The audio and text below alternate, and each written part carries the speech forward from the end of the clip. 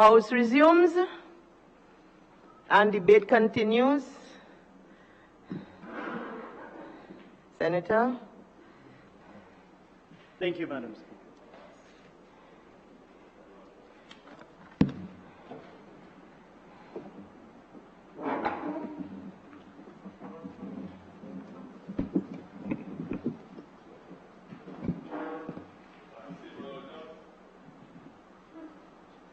Madam Speaker, I rise to make my contribution in response to the 2019-2020 National Budget Estimates, which was presented by the Honorable Minister of Finance on the 30th of July 2019. Madam Speaker, how can one begin a new season for development when all they do is to focus on the past? Madam Speaker, the budget presentation delivered by the Honorable Prime Minister can be titled, "Election is Coming. Vote United Workers' Party." Madam Speaker, the budget did not give the people of the Commonwealth of Dominica any sense of hope, any sense of we will get there. Madam Speaker, it is basically psychological rhetoric that has been repeated time and time again. Madam Speaker, however, when we re-examine the delivery from the honorable member of the Marigot constituency and the opposition leader, one see a sense of hope. One moment, somebody is walking upstairs. Please find a seat. And gentlemen, before you take your seat, you're supposed to bow to the chair. You must be new.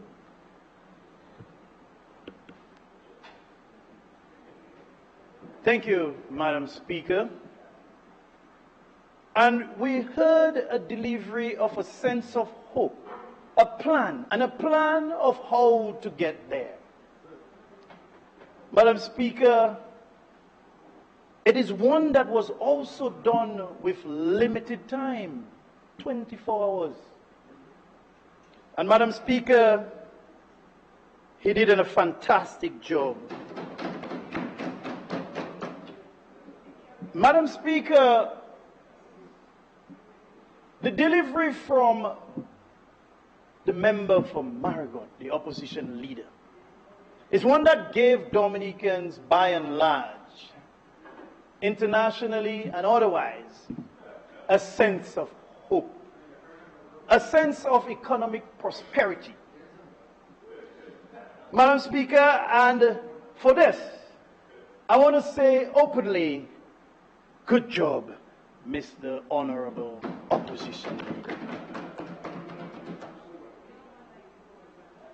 Madam Speaker, we suppose that there will be the chorus going on the other side.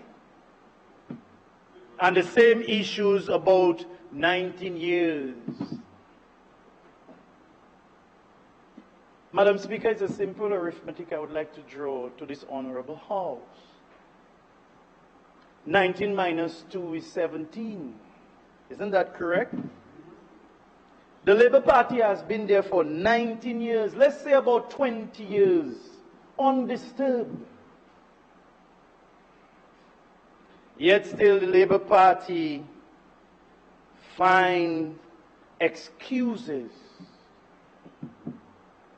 for developing this country.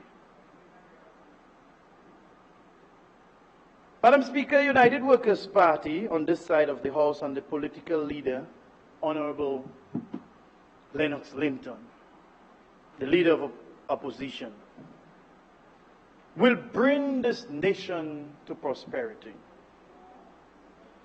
And I admire his tenacity to respond in double quick time.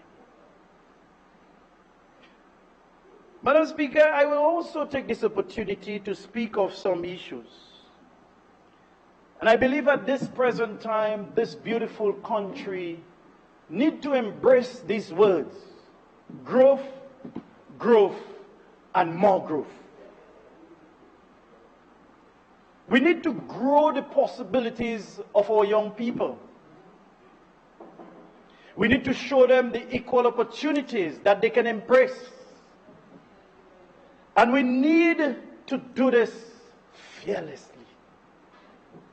A lot of times, Madam Speaker, a lot of people think that our young people cannot do things.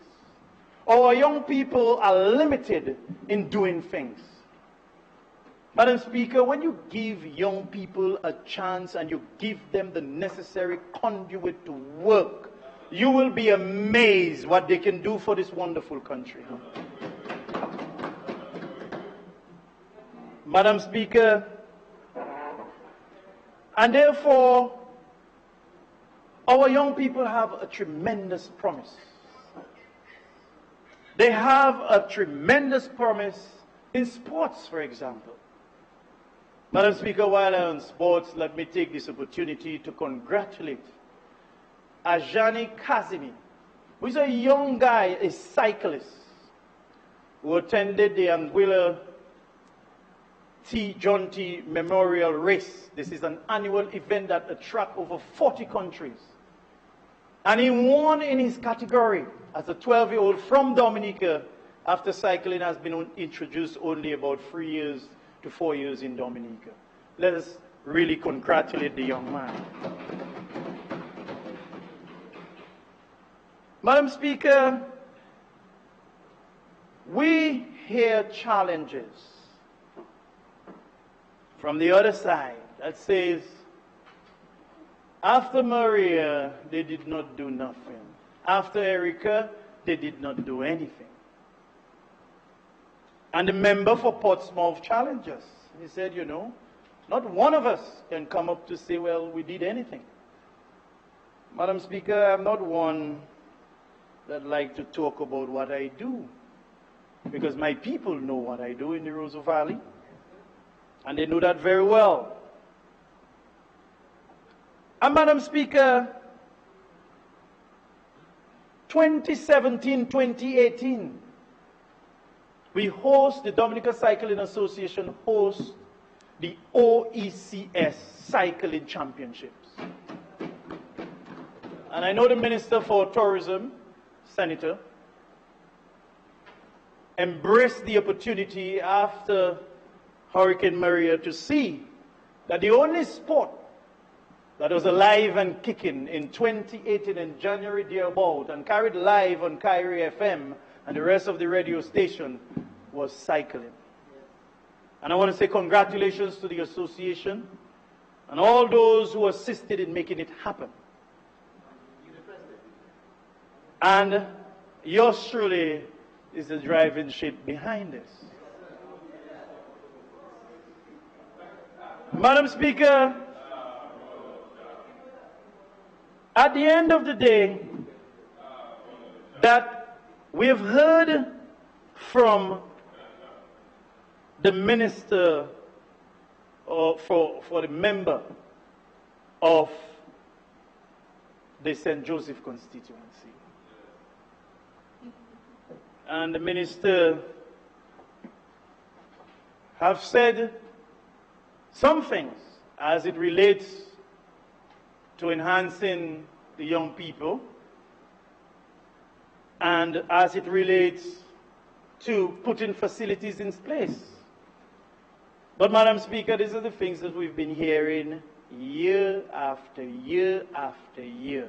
And why am I not surprised that I will hear it this time again? Madam Speaker, after Hurricane Maria, I was one of the first persons as a local representative for the Roseau Valley constituency to visit the issue of, to visit Mont Prosper, Trafalgar, Cochrane, Wharton Waven, and even where the member for the Roseau Valley lived before him. Madam Speaker, and I was directly involved in the distribution of relief supplies when it was halted by politics. Madam Speaker, I continue to do what I can in my capacity, and the people of Mount Prosper, the people of Waterwaven, the people of Cochrane, the people of Loda can attest to this.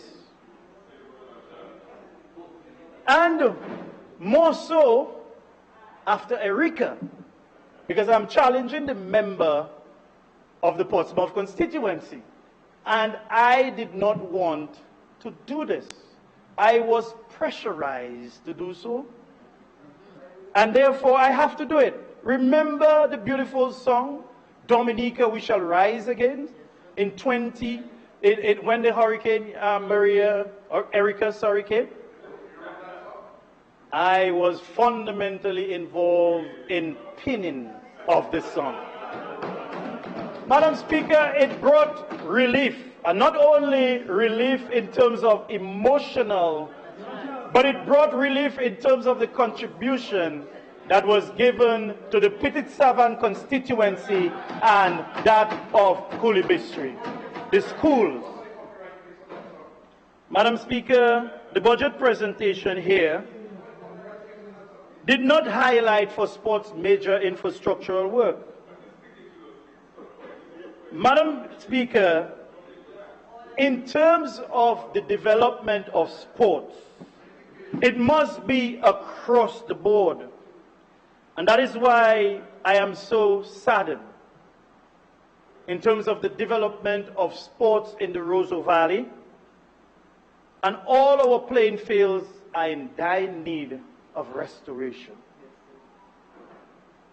And it is sad. After a parliamentary representative, the member for the Roseau Valley, has been in this office for 15 years, and then we have to face no lights, no upgrading of the playing fields, basketball court in turmoil. And we all remember the beautiful, we say, and the member, Senator for Tourism mentioned it, people like gadgets. I went live near what is being built in the Fokani area known as the China Wall. And this is maybe one of the biggest wall construction that will be going on in the Roseau Valley. And it is, we have no objection to it. At the end of the day, we believe families need to protect themselves. But one must realize, when you engage in putting the cat before the horse, we have an issue with that. Because almost 15 years the parliamentary representatives have been there. And 5 years, we have the drums set up from above the Louisville area. We have all these drums on the side of the road, and the roads were never taken care of. To me, this is sad. And I'm hoping that this wall will be extended to the families just below where the property of the member of the Roseau Valley is. Let's lengthen the wall. Let's go with the wall. Because it's going to be a massive wall. And therefore, Madam Speaker, we want to encourage the people of the Roseau Valley to open their eyes. Because the representation that we have received over the past 15 years is rather disappointing.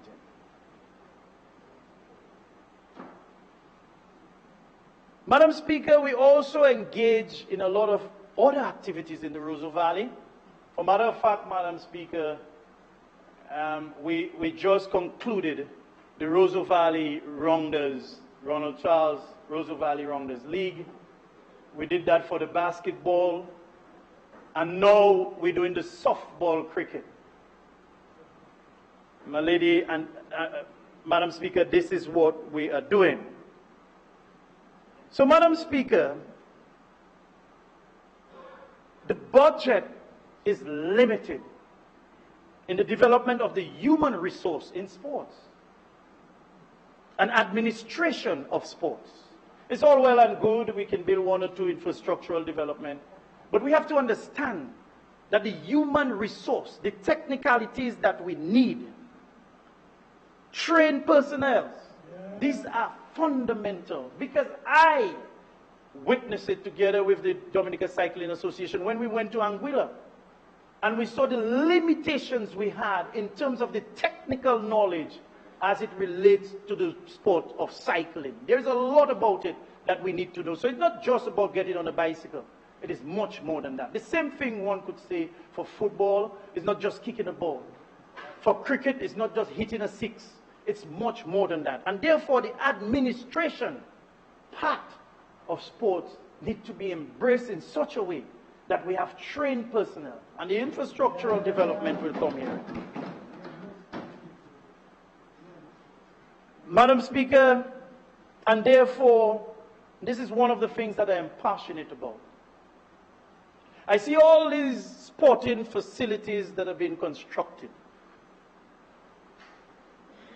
and they do not cater for persons with disability. This is a concern to me personally, because I believe that our society now, if we speak in resilience, we have to cater for everybody. And we have to build structures to embrace persons. We cannot continue just building structures, having steps, and people with disability, wheelchairs and so forth, cannot participate in our development. We are sidelining persons when we do that.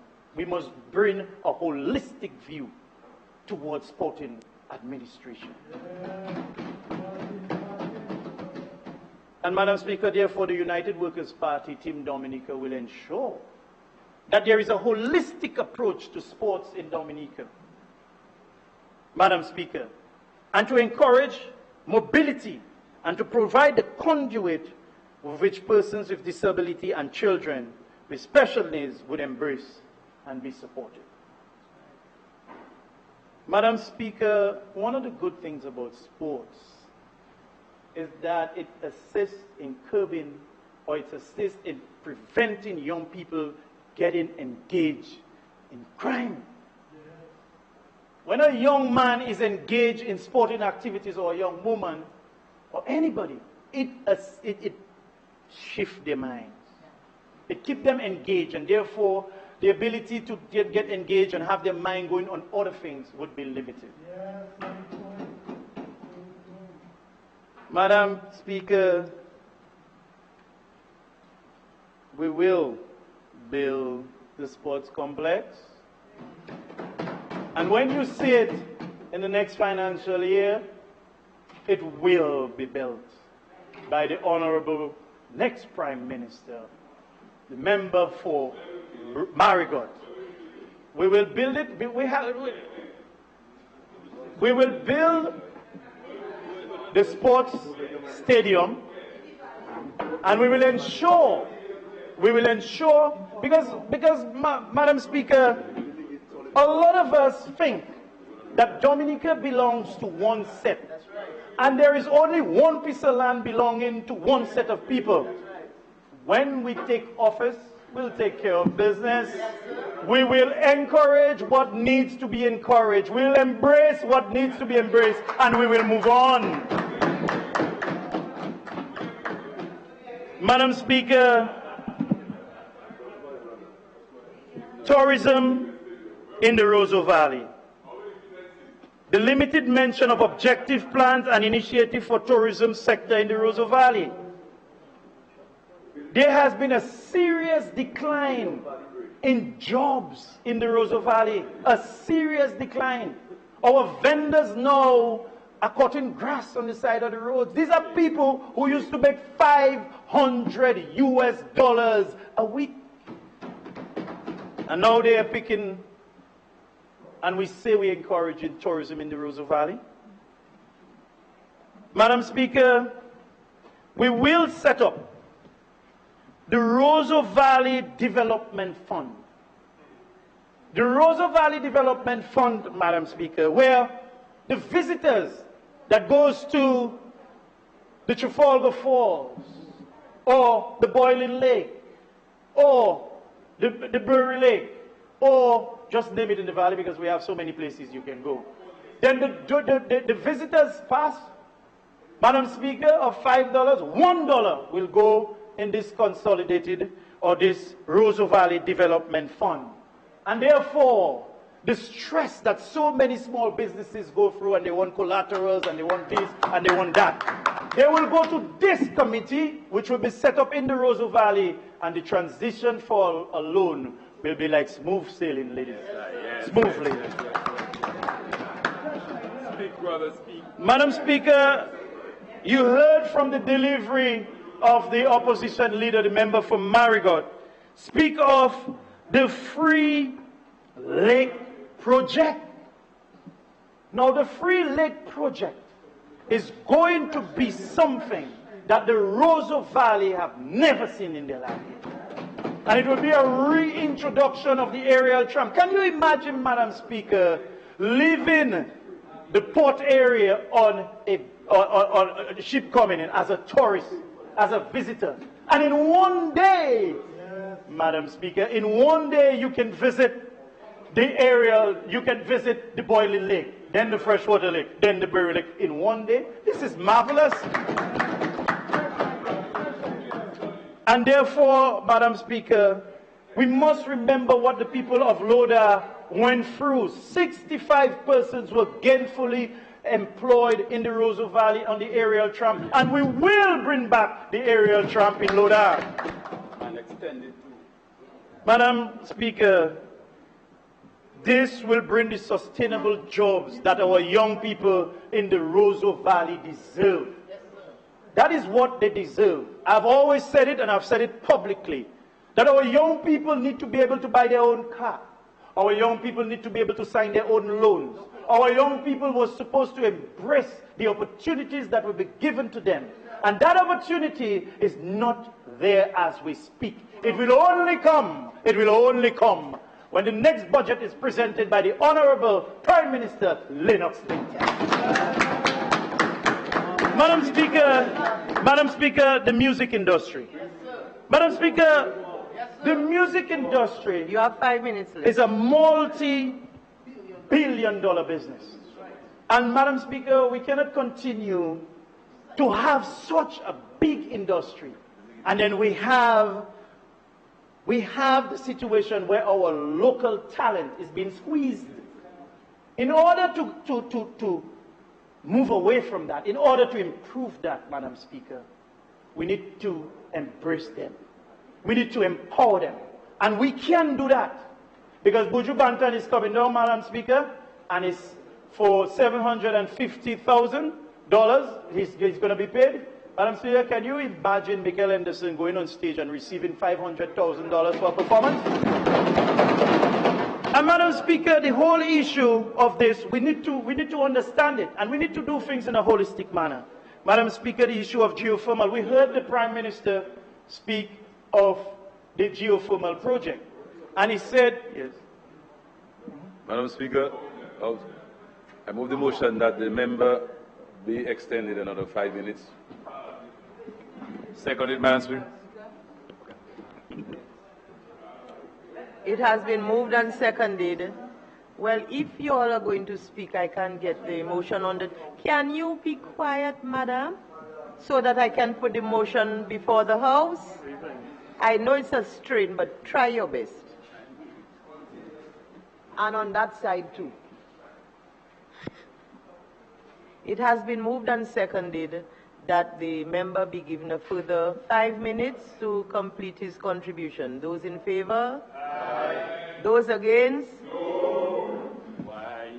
Madam Speaker, Madam Speaker, just before you tell me, Madam Speaker, you remember there was a gentleman who also took some of my time up in the gallery? I'm wondering... Blame him. Blame him. Madam Speaker, I was just hoping that... and look, you're wasting more time. Madam Speaker. Okay, you have 4 minutes, 3 minutes, Thank you. 3.5 minutes left. Madam Speaker, and therefore, the geothermal project is one that, again, we are passionate about in the Roseau Valley. The Prime Minister, Honorable Minister of Finance, the Minister of Finance, spoke of that we have basically, in my own words, gotten the green light from the World Bank. But is this the green light as it relates to the plans of the geothermal? Because I know, and I'm reliably informed, that the issue of land acquisition is still an issue in the Loda area, and that has not yet been dealt with. Madam Speaker, and therefore, when we're giving people this information, we must ensure that it is well-rounded and people understand. Madam Speaker, therefore, in the Roseau Valley, we're going to make sure that the festivals come back. Fet Kaiche, the member for the Cottage constituency, used to visit it on a regular basis. Fet Kaiche, and we're going to bring it back, and we're going to bring back all the festivals within the Roseau Valley. Madam Speaker, we're going to open all the health facilities and all the health centers in the Roseau Valley, because as we speak, they all are closed. There's none functioning. We're going to make sure in Mount Prosper the vegetable hubs is developed in Mount Prosper, and that vegetable hub is well taken care of. And I know that the people of Mount Prosper will be looking forward to that. Madam Speaker, the issue of roads and the farmers' roads in the Mount Prosper area must be taken into consideration. Our sporting facilities, Madam Speaker, our sporting facilities is important. The sporting facilities as it relates to the basketball courts in all the various hamlets. And Madam Speaker, one of the things that I really want to put out there is in Coptol. Madam Speaker, the road in the Waterwaven area has been blocked for a period of time now. We're going to make sure that that road is reopened so that the Coptol committee can have another way out. Madam Speaker, the whole issue of basketball courts in Waterwaven hasn't been with a basketball court for years. Madam Speaker, the same thing for Cochrane and the Rabbit Festival. We will ensure that this kind of development comes to that. Trafalgar and Shefford and Falcony, for sure, Madam Speaker, I will build a resource center. I will build a resource center. Shefford, Madam Speaker, we need something for the Shefford community, especially as it relates to garbage disposal. And Loda, for sure, Loda, glory days are coming. Madam Speaker, Madam Speaker, and let me just say, Madam Speaker, before I close, as I close, Madam Speaker, your last sentence, without commas. Madam, your time is up.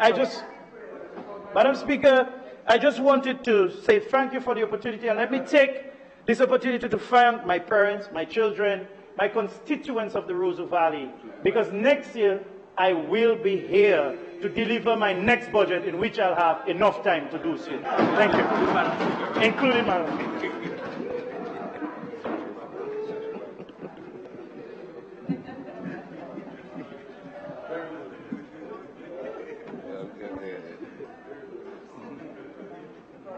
Madam Speaker, as Minister for Ecclesiastical Affairs, Family and Gender Affairs, and Parliamentary Representative for the Collyho constituency, I stand here to contribute to the 2019-2020 budget, which is before this Honorable House.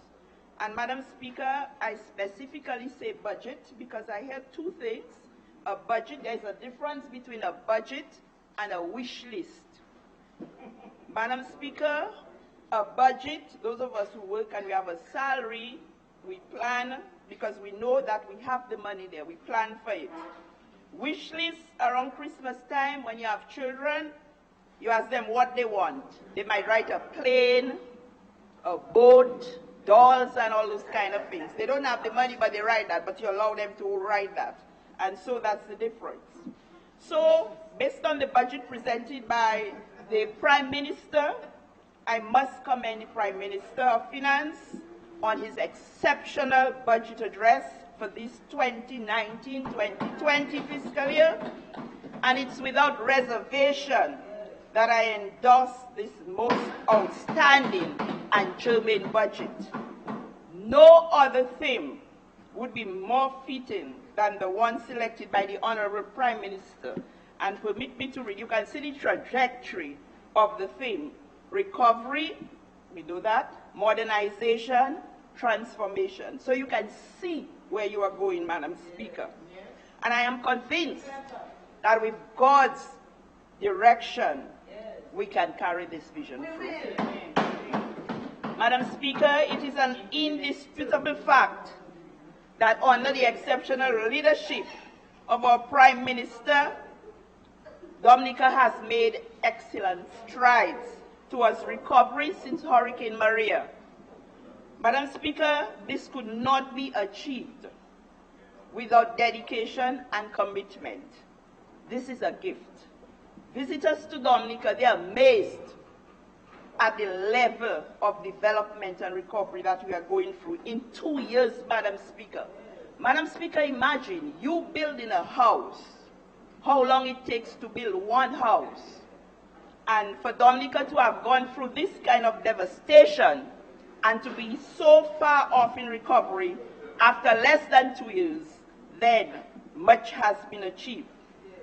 One would have to be myopic not to recognize the remarkable work that has been done by this Labour Party government. And Madam Speaker, we are heading to much better things in the years ahead in our next term of office. We have reached out to every facet of society in this budget and continue to ensure that our people remain resilient.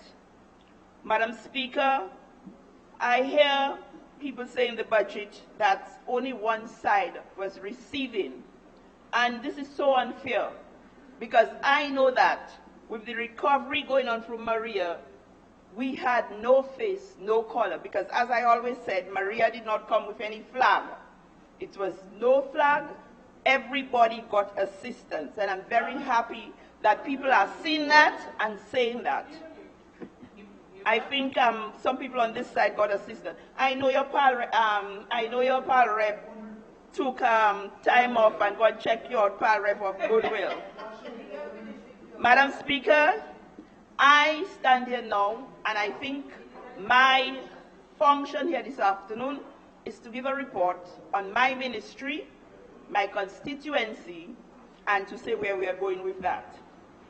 The Ministry of Ecclesiastical Affairs, Family and Gender Affairs continue to function as the driving force for improved social well-being of the populace and to facilitate a transition in a more just society. Under its new nomenclature, the ministry has repositioned itself, Madam Speaker. We sat and we thought of the plan ahead which we would take for the society. With respect to the ecclesiastical component of the ministry, which has been given heightened prominence, Madam Speaker, we have taken measures to establish closer collaboration with religious leaders and leaders of other faith-based organizations. We called a meeting, we brought the different faiths together to work in partnership with the church, because the soul and heart of people is very important for the successful living of people in a community. And so we established this church-based council, the National Council of Ecclesiastical Affairs. Now, what I want to remind the churches is not that the mission of the ministry is to do repair works to churches. We just want to work with them for the spiritual guidance of our people so that our people can live in a sober environment, a loving environment, a peaceful environment. Madam Speaker, overall, the ministry has been very busy over the past year in executing most of its programs. Now, with respect to the ecclesiastical mandate, a number of meetings were held with stakeholders in 2018. We had a national consultation with church leaders. This took place in April and was deemed a success. As part of the family portfolio, Madam Speaker, the ministry hosted the first ever family funding in December 2018. We had this at the Botanical Gardens, and I was so happy to be part of that functioning, where you could see fathers with their children, the interaction, it's the dynamics that was going on. And it really proved to be something that we need to do and we need to continue. It provided an opportunity for all family members to participate. We had family games where fathers would run with their boys, mothers with their girls, and so on. The ministry also, through government and private sector sponsorship, was able to purchase and distribute Christmas gifts at that function. And it was a resounding success. And so after this happened, organizations, there were some church organizations who said that we need to have that as an annual event and that they are willing to partner with us. And so we are thinking of doing that because you need that kind of partnership, that kind of closeness, that kind of unity, that kind of love, that kind of peace to have a better Dominica.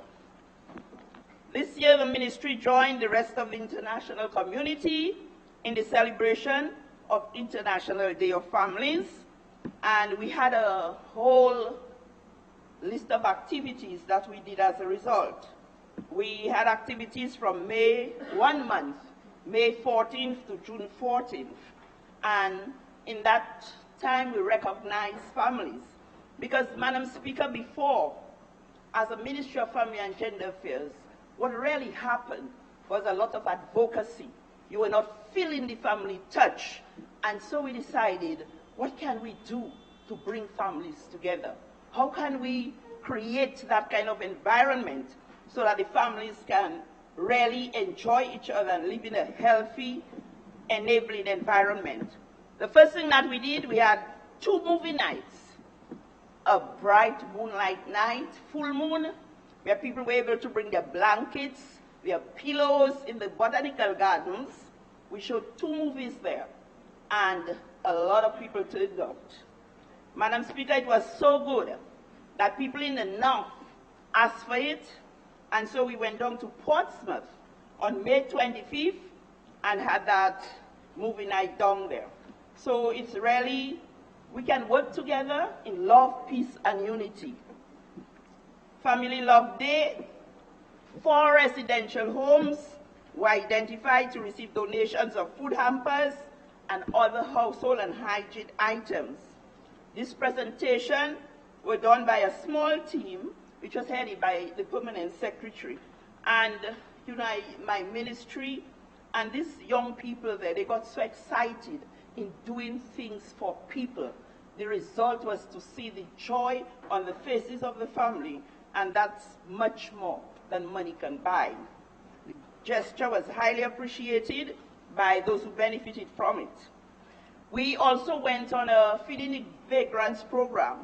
Not that we wanted to take it from somebody who had started it long, but we saw some vagrants in town, and we decided on June 14th that we would feed the vagrants on the bayfront. And so we had a hot meal provided to about 40 vagrants. This was also supported by private sector. And we had a lot of private sector assistance and partnership. And I just want to say thank you very, very much. The culmination of the activities was a play, a family play. And Madam Speaker, if you were not strong, you would just do things to yourself. You would wet yourself or do all those things because it was exciting. The play was directed by Steve Hyerson, and the cast were only members of the ministry. The play was called Bouncing Back. This incorporated functions of the ministry, what the ministry offered in real fun and frolic. And this was held at the St. Alphonsus Parish Hall. And I just want to thank the public for supporting us in all these activities that we brought together to make people happy. And everything went well, and these activities were all resounding successes. We had corporate partners, and people were very supportive, the various ministries. The chief personnel officer, I have to say thank you to her, because she has been a major source of support to the ministry in this, and she would not miss one thing. And I think when people work together and you link together, it's no use saying we cooperated and you don't see it. We have to work together for the betterment of the nation that we serve. And I want to thank the various ministries who came on board, who helped us, who partnered with us. Madam Speaker, that was for and the ministry administrative overall. Now, the ministry also has a division, the Gender Affairs Division, the Bureau of Gender Affairs, and it continues to uphold government's decision to develop human capital through gender mainstreaming towards gender equality, equity, and social justice, and to empower men and women in Dominica. And I would really like to thank the Bureau of Gender Affairs for work well done. During the fiscal year, Madam Speaker, work was completed on the policy to reinforce linkages between gender equity and the Sustainable Development Goals, the National Resilience Development Strategy 2018 to 2030, and climate resilience. The policy was refined and updated. We have a final draft, which we have to go through, and then we also have a draft for the National Gender Action Plan for 2019 to 2024. All this has been completed. It is important to note that at a recent sub-regional preparatory meeting of the 14th Regional Conference on Women in Latin America and the Caribbean, held in Trinidad and Tobago on June 17th and 18th this year, Dominica was commended for leading in the integration of gender mainstreaming into its national development agenda. In fact, 3 countries were highly recommended, and Dominica, Belize, and Jamaica for their work done in gender mainstreaming. Madam Speaker, my PS, who was there at the time, Ms. Helen Royer, she's not there now. She has moved to greater things, and I just want, maybe she's listening in Guyana, I want to thank her very much, along with Melissa Morgan and the hardworking staff of the Bureau, who worked tirelessly to achieve this milestone. Because when you go to these meetings and you hear your country doing well, you have to be proud and thankful of that. And so I want to say thank you. Agenda, continuing with the Bureau of Gender Affairs, Agenda Sustainable Analysis, which was conducted in 2013 to inform a review of National Gender Policy of 2006, revealed that there were specific issues as it relates to the male population in various sectors like health and education. So as a result of that, the Bureau decided to have efforts to include 2 male officers to work there so that there could be gender balance, so that when we do the outreach for men, that they could identify with their male counterpart. And so we had activities targeting men. The first thing we did, we had we celebrated International Men's Day, and in an effort to, to get them recognized, a week of activities was hosted, and one of the highlights was that about 140 men were screened. We had a health fair for men, and they were screened. I think on that day also, we were able to identify, because men, on a whole, they don't like to go to doctors, they don't like to take their pressure, they don't like to do these things. And on that day, we were able to identify people who had never been, men, who had never been diagnosed with high blood pressure, suffered from that. One of the participants was also admitted at the hospital as a result of that fear. And so the men, they were manicured, they received some detox advice, and it was a resounding success. In addition to the Men's Day, we also had celebrated every year, March 8th, International Women's Day. We observe that annually, and it called for action, again, of accelerating gender equality. The ministry hosted a Women's Week, but at the end of it, the cumulative exercise of that week was the hosting of an award ceremony where 13 women, 13 exceptional women, ranging from farming, and as the same lady from Pishley, who was Helena, who was, given an award in all fields, and it was held at the St. Alphonsus Parish Hall. And I think oftentimes people do things. We tend to say things about them. But when they do one little good thing, the good that they do is always hidden. We always try to look for the bad in people, and we don't celebrate our women. And so that was what this was intended to do, to celebrate our women who made contribution in various spheres: religion, farming, social activities, and so on. Madam Speaker, at the regional level, the Bureau of Gender Affairs collaborated with UN Women and the Office of the Commissioner of Human Rights Office to host a 2-day intensive workshop for government officials and civil society. This was facilitated by a team of highly experienced people. The workshop brought together representatives from 15 government departments and civil society organizations.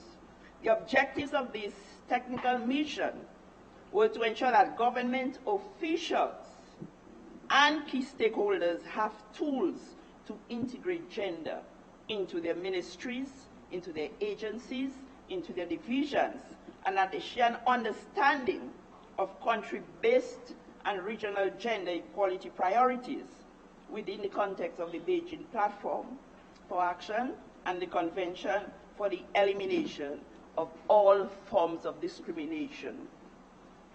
The Bureau continues to advocate against gender-based violence. Just recently we had a visitor from the UNDP who came in, brought in her credentials to see where we were, Dominica, in gender-based violence.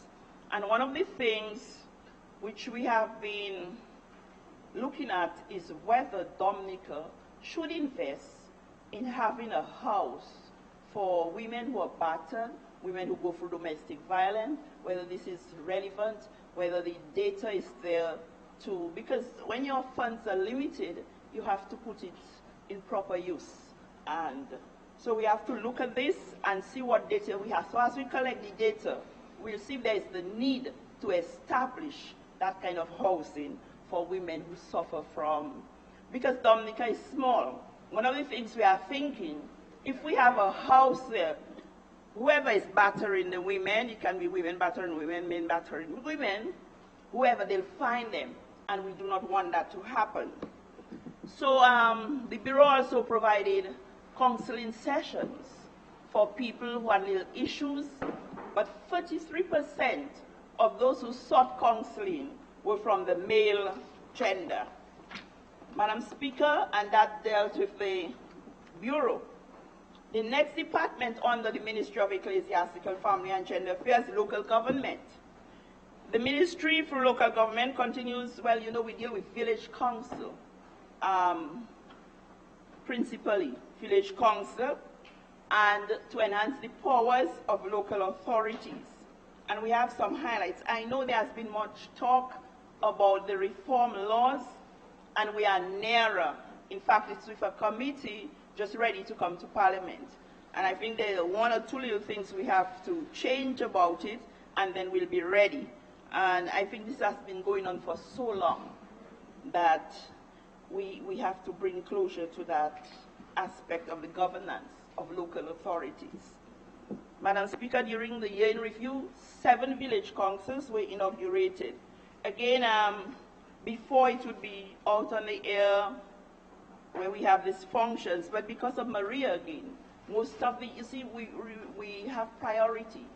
And the priority for us as a government is housing. And if you have to fix up a little place as against somebody's house to live, we'd go with the person's house to live to bring some kind of relief to the family. And so most of the village councils now that are being inaugurated, they do it privately with the Justice of the Peace administering the oath for them. So I think when we're fully back on track, maybe we'll get back to the inauguration, you know, on a higher scale. The local government also involves itself with orientation, training sessions, and for the year in review, we organized some workshops for these people, the councillors, on varying subjects, such as the role and function of councillors and councillors, understanding village council ordinance bylaws and regulations, and financial management in council. This is something that councils really need. We had a one-day training workshop which was held for village council clerks in collaboration with the audit department. Key areas covered: financial management and auditing procedures with respect to effective and efficient administration of funds channeled through the council. Madam Speaker, now a lot of money goes through the council. Housing project money, payments for NEP, public assistance, a lot of money. And I think we really have to be careful because, you know, money attracts all kind of things. And so to ensure that councils are safe, the clerks have to be trained in prudent management. The division continued to monitor and supervise councils closely, as I said, particularly with respect of all these funds that the councils are receiving: housing, small business enterprise, NEP, all these payments, because we try to make life easy for people, that the money comes to them in their community so they don't have to pay a passage, because that passage money could buy something that they would need. And so our mission as a government is to make life easy for our people. As always, Local Government Month, which is celebrated in May, and that has been happening since 1989, and we continue to observe that month. So for this year, the theme was strengthening community resilience through local government. And this was in keeping with the theme to make Dominica the first climate resilient country in the world.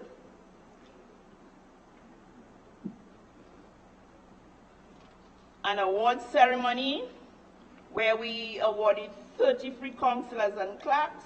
They were recognized for their long service to local government development and management. Again, as I said earlier, sometimes money is not everything. Just to say thank you, just to say you're doing a good job, and this will go a long way, and people will find satisfaction in working, and they'll want to work for you. We had an outreach in Salisbury in collaboration with the Salisbury Village Council Steering Committee, and I think Salisbury is nearer to having the village council very soon. We did the local government, they had a presentation of food items and other products to the Grotto Home for the homeless. So we are really touching lives and doing the best that we can for our people. Community disaster management. Madam Speaker, we are the local government commissioner is the chairperson of disaster shelters for people in disaster. And so we collaborated with IOM in conducting training for shelter managers and assistant managers. And as I speak there, we are in the hurricane season. You never know what's going to happen to us. And I just want to, shelter management is a voluntary thing. And people who go to shelters, the managers have been complaining about the abuse that they receive from people. They are only doing it as a service, and I think respect is owed to them, because they have to leave their families, leave their homes, and be there to assist people in shelters, and at no cost whatsoever. And so we are having a little difficulty in attracting the best people to manage the shelters. And if we work together and we understand, I know in a disaster, sometimes emotions are high and people can flare up. But we have to really, really thank our shelter managers and the people who really give up themselves to do that type of job. So we have this with shelter managers workshop, and to strengthen communities' resilience in disaster.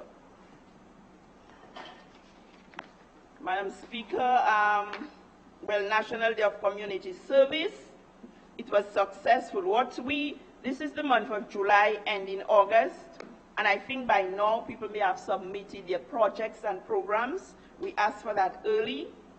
As in the last year's budget, this year's budget, 250,000 was allocated for this project. So what we are saying to the communities, when you do a one-day project, you want to see the fruits of your labor. So don't take big projects on. Take small projects. Drains, storm drains, clearing of your drains, cutting of trees, things that will bring resilience to your community. And so this year, 250,000 is again allocated to the division for Community Day of Service. Last year we received 86 projects and 69 were approved. So I hope this year will be on the same thing. Madam Speaker, the next area that's under the ministry is the Basic Needs Trust Fund. And I heard members on the other side spoke about our contractors not getting jobs and so on. There is a process to the Basic Needs Trust Fund. It's run by the CDB. And anybody who is a contractor who has the capacity, they can apply. What is happening is that it's open to the region. So anybody from Dominicans can apply, Vincentians can apply, and so it goes through the process, and the person with the best rating in what is required will end up getting the project. And I'm very happy when Honorable Luge mentioned that the implementation rate was 51% this year. And that's because, again, working with people, we did for the first time, we brought the contractors from Dominica together and signed the contract, and we were able to talk to them, to tell them about the implementation rate of these projects. And so some of them did a very good job. But if you're assessed and you're not doing a good job, then you wouldn't get a project. And so that is, a lot of that is happening to some of our contractors. They don't deliver on time, and the completion rate is slow, and so the competition with other countries who outbid them, and that's what happens. Our Dominicans also, they apply for projects in other countries. There's one Dominican who has a project in St. Vincent because of how they bid. And we have to be fair in what we do. It's an open economy for the Caribbean. It's open space. And so if we are in good standing, we have to, and when you look at some of the contracts that under the various programs, sometimes some people, they bid too low just maybe to get it, and then you have to go through variations which take time. But I'm very, very, very pleased that because the implementation rate last time was 3 point something %, and that was as a result of maybe Maria or something, and to move to 51, so that's really commendable. And I have to thank Mr. Carrett, Ms. Detouche, Mrs. Walsh at that department for their tireless effort in ensuring that these programs are, really on track. They visit Mr. Robinson for going there and doing all the work that is really required to get the projects going.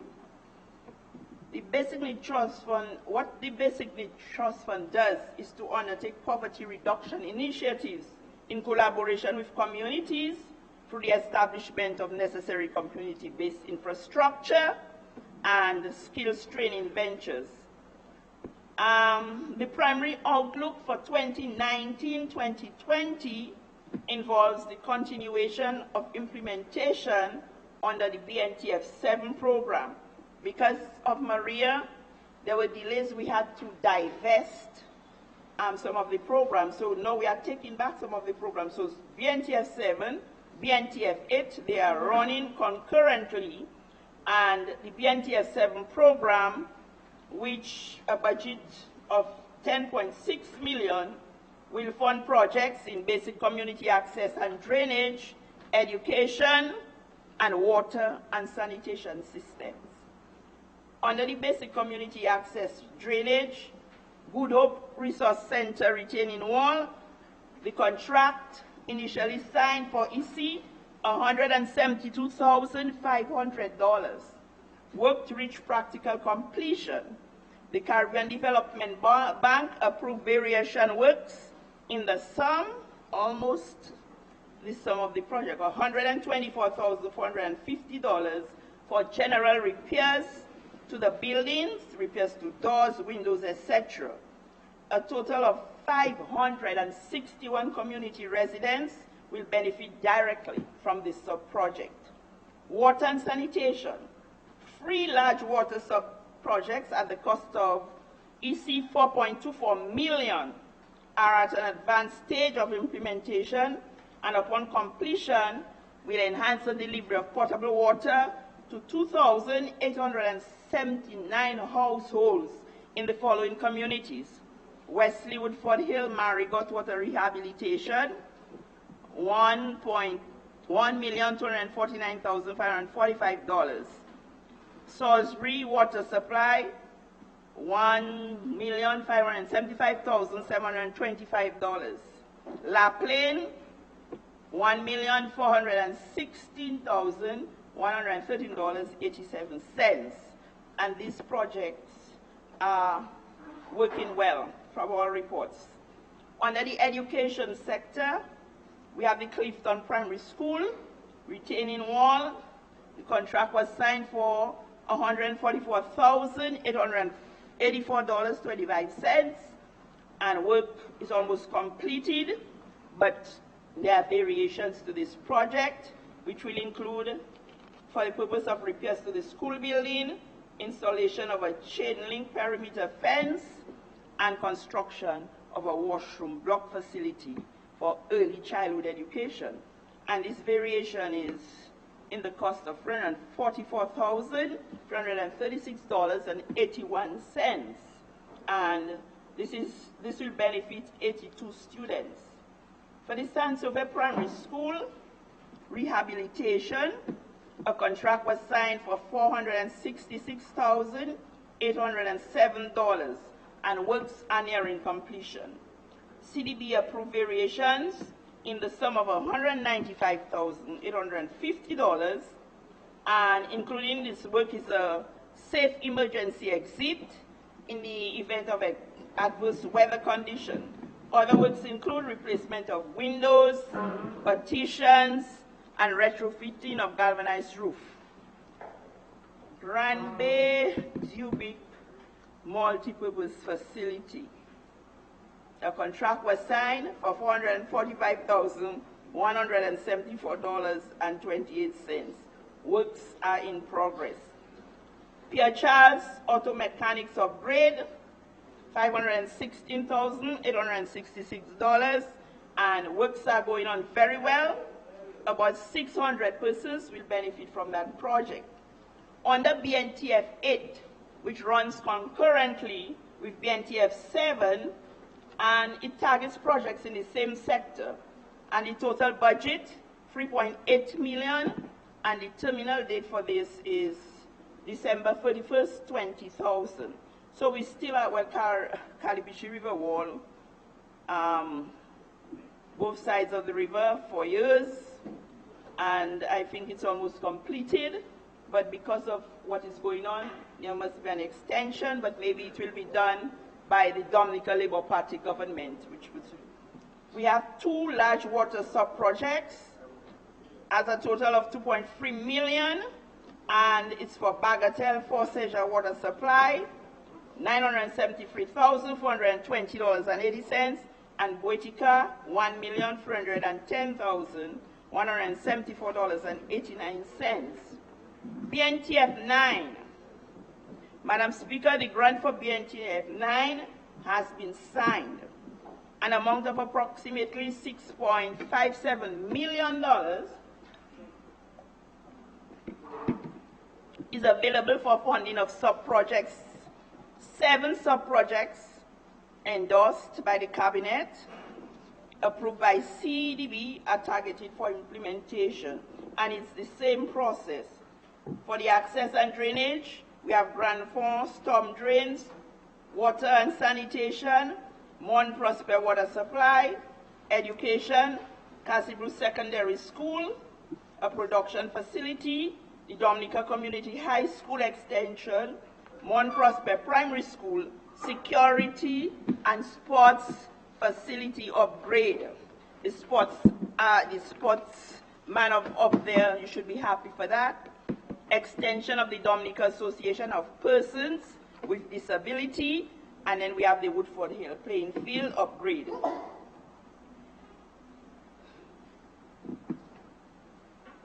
Madam Speaker, the procurement process for the engagement of the technical consultants for details monitoring and supervision is on the way. Consultants, both locally and regionally, responded to expression of interest. There have been a short list of consultants, and they attended site visit and submitted requests for proposals, both technical and financial. CDB will issue no objection accordingly. Meanwhile, interested contractors have been asked to pre-qualify in order to tender. That's for interested contractors.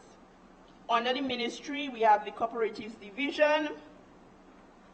We continue to develop, advance, and protect cooperative enterprises in Dominica. As you know, they are a grassroots organization, and they meant to lift themselves out of poverty. We've seen through cooperatives. Let's take the fishing cooperative, for example, and farming. No longer can, doing something one by one in isolation. It's better to come together as a group to do things. You'll get maximum, and that's what maybe some of the contractors for bidding to CDB would have to do in order to end up getting some of the projects. Because if you harness your resources together, you will get more out of it, and you'll be able to qualify for some of the things. So the Cooperatives Division, their goal is to try to bring people together.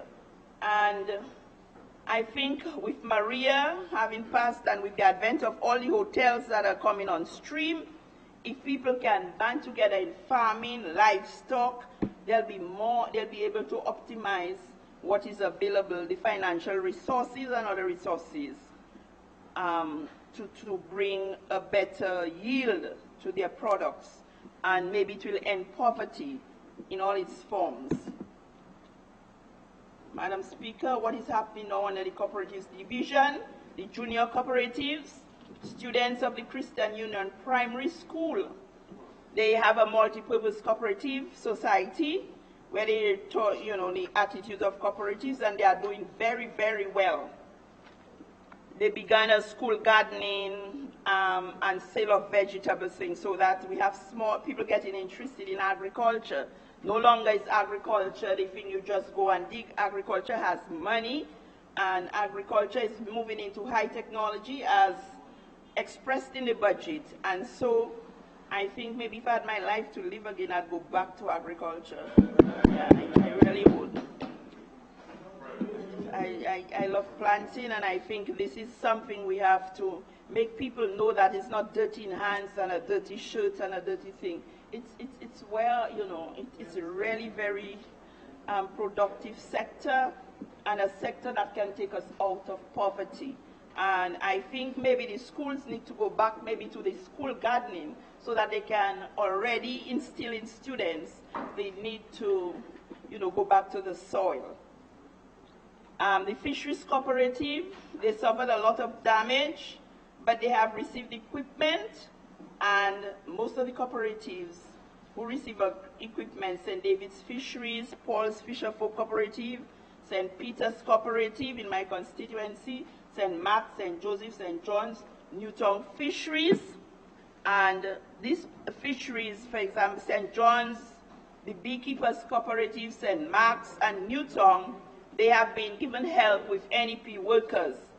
We are hopeful that, some of the interns, when they work in the cooperatives, will be able to help themselves and they themselves ban themselves to be and form a cooperative. One of the very productive areas under the ministry is the adult education. Madam Speaker, the adult education division, and it falls well into the education plans that this government has for our young people in Dominica. Sometimes life deals a bad blow to some people, but all is not lost. In life, one thing no one can take from you, no matter what, is your education. That is the best gift that any government can give to a young society. Because once you have that, you will be able to make your own decisions, you'll be able to think for yourself, and you'll be able to make your life better. And so, the Adult Education Division is geared at fostering high quality and wide-ranging learning for all, and empowering learners to be creative and responsible. The division is identified as the core governmental body with responsibility to for functional literacy and numeracy. In the past, when you heard adult education, people thought night school. And it was night school because it was for people who couldn't read and write, and people didn't want people to see them, so they had to do it at nights. But now, sometimes people fall out of school, they leave school, they didn't get the prerequisite to get a job, because now when you listen to job advertisements, Madam Speaker, to be a driver at Astafan, you need 5 CXCO level. The time is coming when maybe to be a cleaner, you'll need an associate degree. And so we have to, the adult education is doing its part in providing people with the necessary skills to be employable and to do better for themselves, to take them out of poverty. The division continues to encourage and inspire persons to work towards upward mobility. So it caters for people of 15 years and above. We do things, yes, at the division. We have a lot of parenting skills because we have a lot of young people now having their children early, but their children having children and they do not have the necessary skills. So the adult education has a program which provides parenting skills for people. Madam Speaker, one of the areas we don't discriminate, and one of the areas that we help people in is at prison, the prison inmates. Because life may, as I say, may deal them a bad blow, but none of them are bad people. And so you have prisoners now who, through the adult education, they take part in CXC exams, they're trained, and this year some of them wrote to the exams. And we have to commend them for that. Yesterday I heard a young prisoner at the function giving his testimony. And, you know, we have to give people a chance in life. And we cannot see somebody and just condemn them. You never know what that person went through, why they're like that. So I think the adult education is a place where if you want to better yourself, you come there, you check a second chance. There's always a second chance. And if you don't give a person a second chance, then you can't go condemning the person. And this fits into the government's vision for providing the enabling environment to achieve necessary skills. You heard in the education plan coming up what we are going to do at the college. So the adult education classes can be a stepping stone. I've seen many people start with one subject, then they take 2, and they move up. And I've seen the success story of so many people. This morning, for example, I walked into an office to pay a bill. And when I entered, the young man said, "I just called your name." He said, "You may not remember." So I said, "Why would you be calling?" Because he was having a staff meeting. He said, "I remember I came to your office. And you on the phone, you tell me, wait a while. And in our conversation, you said to me, when you go to work somewhere, please ensure that you learn every skill. Never say that's your job. and you do just that. You learn everything. Because if the time comes for them to send somebody away from the job, the person who has these multiple skills, they are the ones they will keep. And there was this man having a meeting on and I just happened to walk in. So sometimes we say things to people and it resonates, it stays. Always encourage somebody. If you cannot be a positive guide to somebody, don't be anything else. And you know, just do that. And one thing we always ask, and I always tell my staff, at adult education, always think, if it were you or your child, what would you like the person to do for you? And then you, in your work, you do that. And I want to commend the staff of the adult education for, you know, really meeting the needs of these people and not turning away anybody. They have gone so far as even involving the Haitian community, the Spanish community, in doing English as a second language for them. These are the skills they provide, so no one is left behind.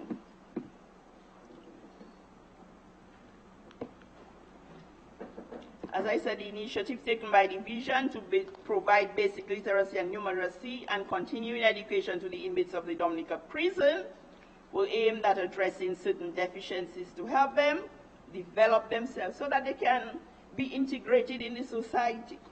I remember going to church, and we church people, I mean, we have to do better than that. The person left prison and the person came to church. And because some people knew he was from the prison, he was like ostracized. And it was so bad. And I think we have to do better than that and consider, first you see the person as a human being. And that's a person that was trying to change their life. And that reaction only would send the person back into the way that the person was. So I think we have to do better than that for people. As I said, the adult education, they take part in CXC. They have a pre-CXC, which is the competency skill, and they do the CSEC, which is the secondary education, and they do English as a second language. The adult education also offers conversational French and Spanish for those guys and girls who want to learn this thing. We do a whole set of skills training. Also, there are some skills training program going on. For example, sewing, Madam Speaker. The division continues to provide entrepreneurial skills to adult populations. There were 4 sewing courses in Roseau, 12 females, and they were parents of the Roseau Primary School, Portsmouth, 7 females, Marigot, 6 females, La Plaine, 6 females, and Dublin, 11 females. We did electrical wiring. We held in Wesley, 8 learners, 6 males and 2 females, and Crayfish River, 27 learners, 23 males and 4 females. We also had cake decorating, we do pastry making, parenting sessions organized by the division, Get to Enhancing. It was done at Delices, 10 learners, 2 males and 8 females, Paybush, 17 learners, 1 male, 16 female. Maho, 12, 1 male and 11 female. We did it at Newtown, Trafalgar, and yeah, we mentioned Maho and Wesley already. We did disaster risk reduction, basic fire safety, Madam Speaker, seafood handling, processing and preservation workshops. We did that with the Fisheries Division. We are also collaborating with the Ministry of Justice in the JJRP program, which is geared at juveniles, and we work in collaboration with the OECS, and a lot of work is going on in that area, the area of law reforms for that, capacity development. In the area of capacity development for the juveniles, assistance has been provided to update the skills and abilities of those people who deal with the juveniles. So we had training workshop for probation officers and other social workers in the public and private sector. We trained police officers, prison officers, and people working with children in institutional care, and a lot of technical assistance has been given under that project. One of the things under that project is also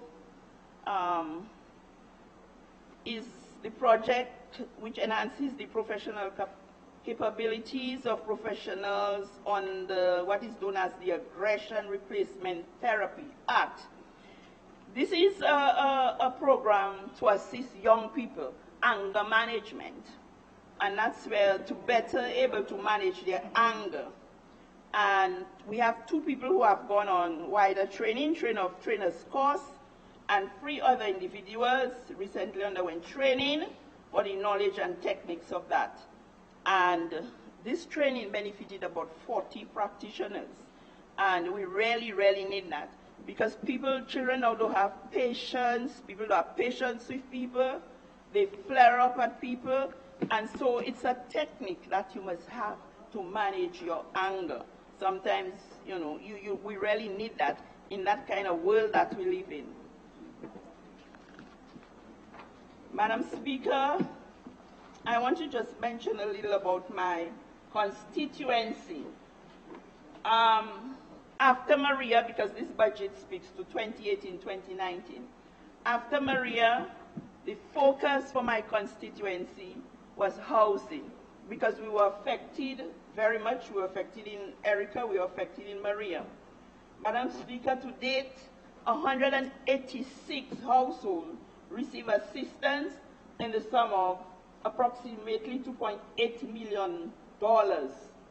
46 people from 46 households from Biosh,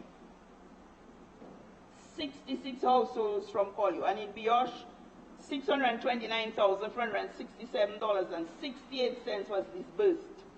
In Collier, 66 households, that's so far $1,067,706.92, and in Tubla, 74 households, $1,106,364.62. Madam Speaker, the process that we are taking with that is the people who needed repairs to their homes, their roofs to be covered, and that was the first process. We have not tackled people who have lost their complete homes. And what I just want my people to understand that Rome was not built in a day, but Rome was built. Maria wiped out almost everything that we had. There is nothing. We have to start anew. We have to start anew. It's like fresh start. It's a new era, because everything that was built was taken off. So even when we speak about this 19 years, it's like Noah and the ark, Madam Speaker. When Noah left the land, went in the ark with all the animals and things, and the floods came, it wiped away everything. So can't you say that for the 40 days Noah was there, where is what he did? It wiped away everything. So Maria did so much damage that we have to start. It's a new era. So we have to start again. You cannot say 19 years you did all that. You have to take it reality. Reality is reality. We had Erica. We had all those storms that did so much untold damage. It's like starting all over again each time. And that's the reality. Madam Speaker, in that time too, during Maria, we had small business, the shops. They were not selling anything much. And so we had to give a little assistance to shop owners, because most people had their ration and the sale wasn't that good. You have 4 minutes left. No, fine. Madam Speaker, I move a motion to give the honourable member 5 more minutes. I bet 2 seconds.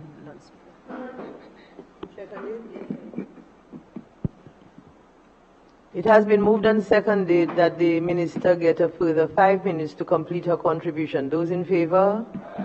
Those against? The ayes have it. Please continue. Thank you, sisters. The ayes, 159. Thank you, sisters. And so, Madam Speaker, also we had families who were distraught.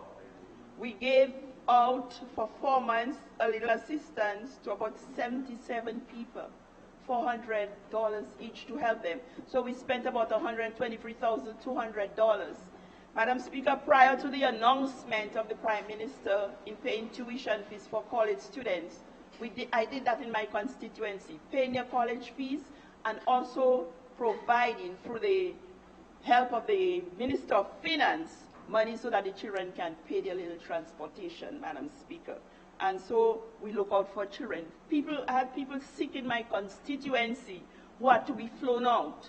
The families don't know where to turn. These are the things we do as the Labour Party government. And so, as the PAREP, you take that stress for them because they can't go through the stress. And so we were able to fly out 1 or 2 people from my constituency for medical help.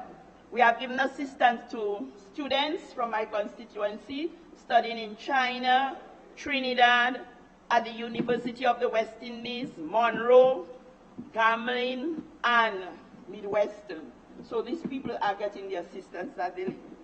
Madam Speaker, in conclusion, and looking forward to 2020, I feel very satisfied that despite the numerous challenges we faced, and with the commitment and zeal of our hard-working staff at the ministry, we have achieved much. I'm especially pleased that my ministry's strategy plan was revised thoroughly, and it's going to be aligned with government's climate resilience strategy, and we are all on our way to achieving the relevant sustainable development goals. Madam Speaker, I cannot conclude without thanking my constituents for their patience and, just ask them to be patient. If your neighbor's house is fixed, we are near to you. So just be patient. We are coming to you. I cannot conclude. I must thank my hardworking staff. Ms. Royer is out now, and I have to thank her very, very much. To everyone, I say thank you. Dominica is ours to build. And as was mentioned in the budget, on the 11th of August, we'll be rededicating Dominica to the Lord. A call to repentance, to love and serve God. And it's under the theme of 2 Chronicles 7:40.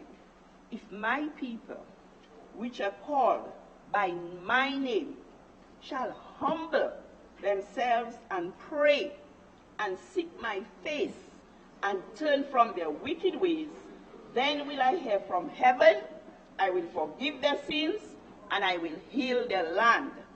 Madam Speaker, I would like to also leave these words with you. 2 Corinthians 4:8. We are hard-pressed on every side, but not crushed, perplexed, but not in despair.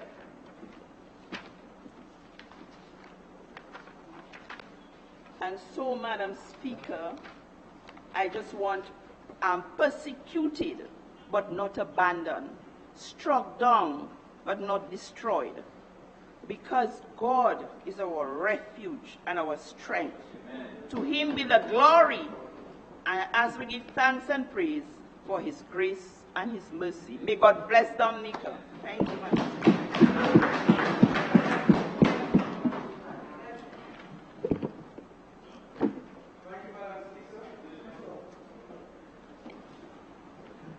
Thank you, Madam Speaker, and good afternoon to you, and good afternoon to all my colleagues.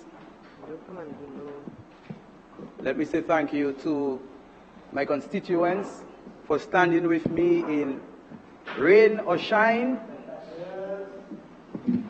It's always an honor to be here to represent my constituents, and I just want to say thank you. Madam Speaker, I rise to make a contribution towards this proceedings, this budget debate proceedings, and I must admit that I listened to both sides. I listened to the Honorable Prime Minister, and I also listened to the incoming Prime Minister, the Honorable Lennox Linton presentation. And I have taken notes and made my analysis. I've listened to people on the ground thus far. I have followed discussions on social media, and I must concede that the Honorable Lennox Linton has given more hope to the public than the outgoing Prime Minister, Roosevelt Skerrit. Madam Speaker, having listened to the outgoing Prime Minister, the Honorable Roosevelt Skerrit, his presentation contained a lot of recycled materials, contrary to or in contrast to that of the Honorable Lennox Linton, who provided a broad strategic economic development plan for Dominica. He provided measures which could stimulate the economy, Madam Speaker.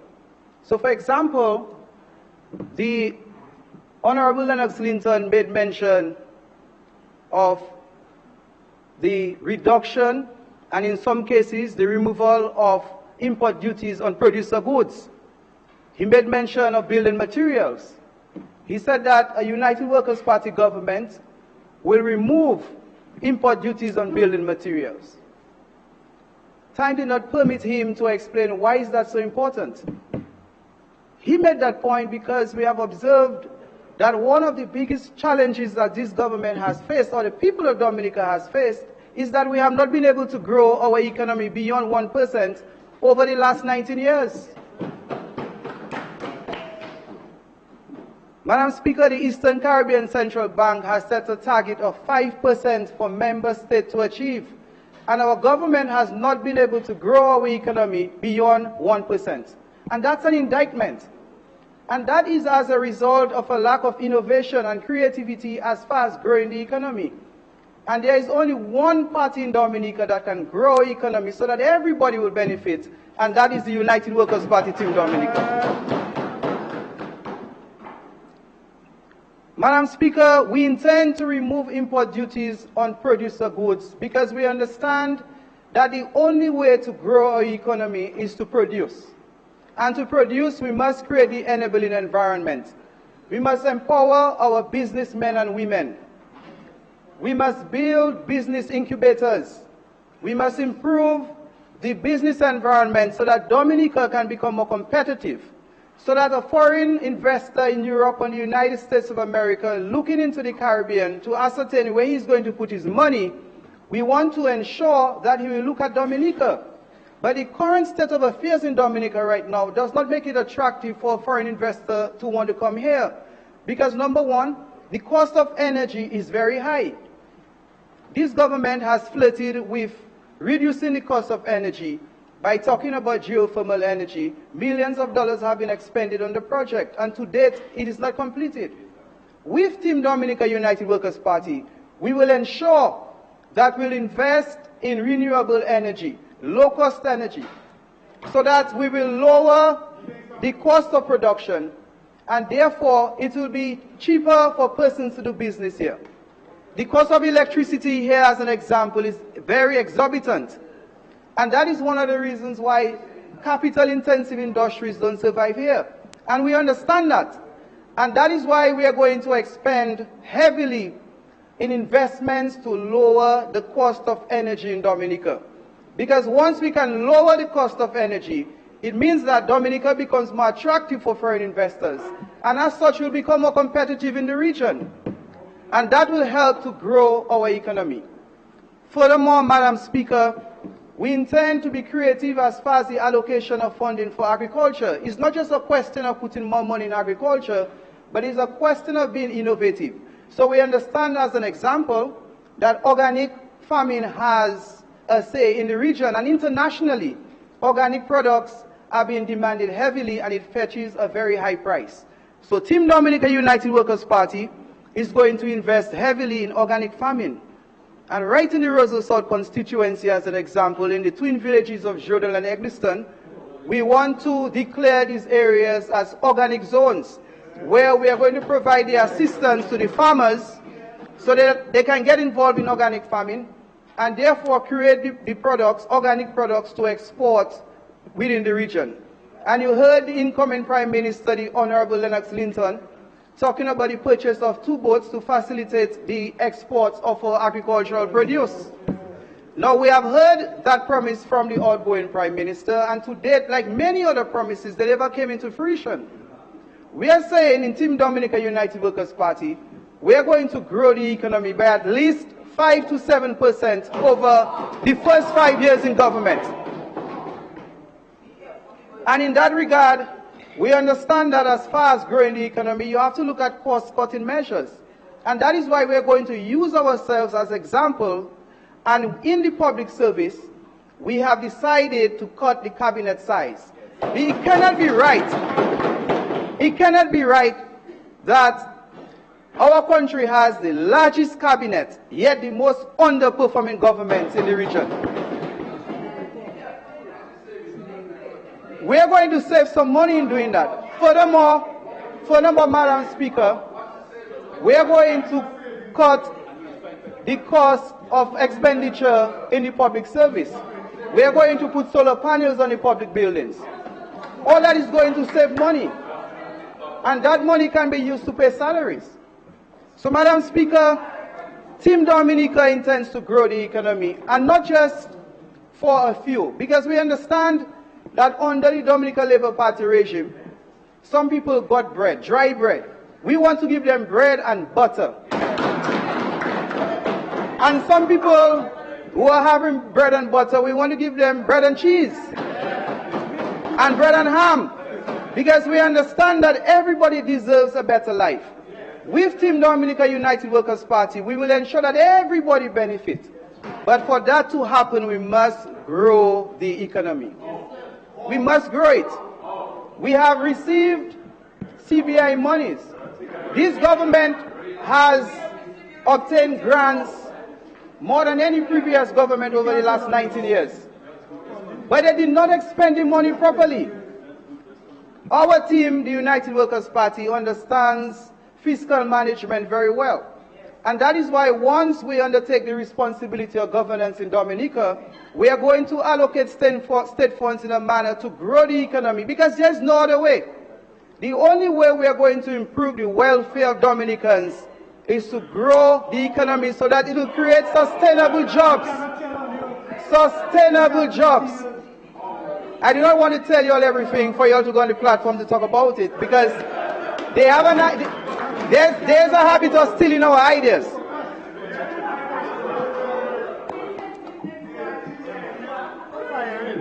Madam Speaker,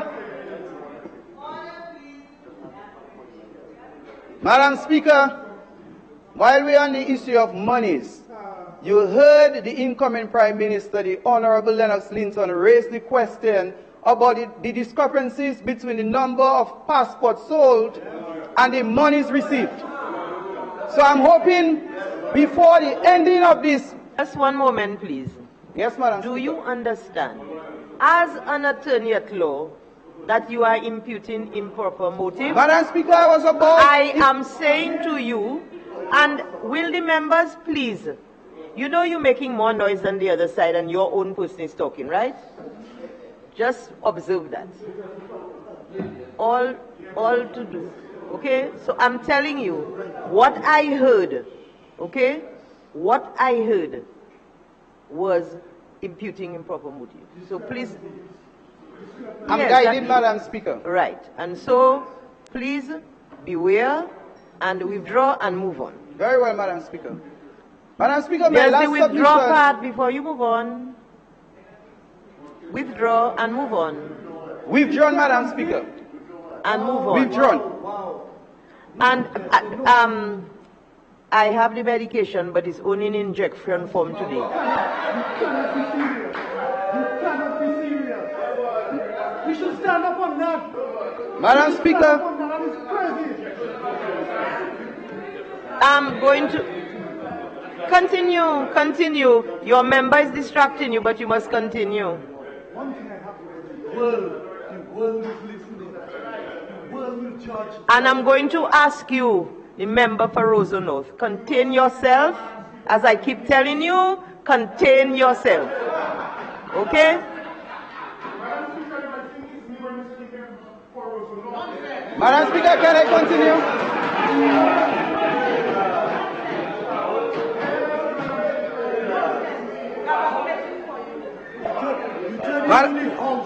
Madam Speaker. You turn into the house club.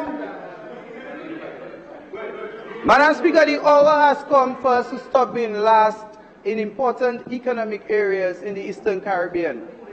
We cannot feel good to be last as far as receipts from foreign direct investment. We are last in important areas such as agriculture, tourist receipts.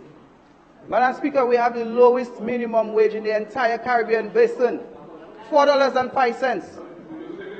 $4.05 minimum wage. With Team Dominica United Workers Party, Madam Speaker, we understand that to empower people, to make people more independent, we have to raise the minimum wage. And we are going to grow the economy not only to increase the minimum wage, but to ensure that every Dominican can enjoy a higher salary. Because we understand that the cost of living is on the rise. And for people to continue to enjoy life and for their welfare to be at a high standard, their salaries must also commensurate with the increasing cost of living. Team Dominica United Workers Party will ensure that we have a diverse economy that will provide meaningful jobs, sustainable jobs with good pay, such that Dominica will become the envy of the Caribbean, to the point where the many brothers and sisters that have left our shores because of inadequate opportunities here will come right back to provide their services to the Commonwealth of Dominica. Madam Speaker, if I'm allowed to speak on the issue of Kalinago affairs, again, you heard from the incoming Prime Minister, the Honorable Lennox Linton, raising some questions about whether this government has provided any report whatsoever to the ILO since this convention was ratified by the Commonwealth of Dominica. Madam Speaker, given our concern for the Kalinago people, we will ensure that such reports are provided on a timely basis. But more so, Madam Speaker, we intend to upgrade the Carib Act to capture the spirit of the United Nations Declaration on the Rights of Indigenous People.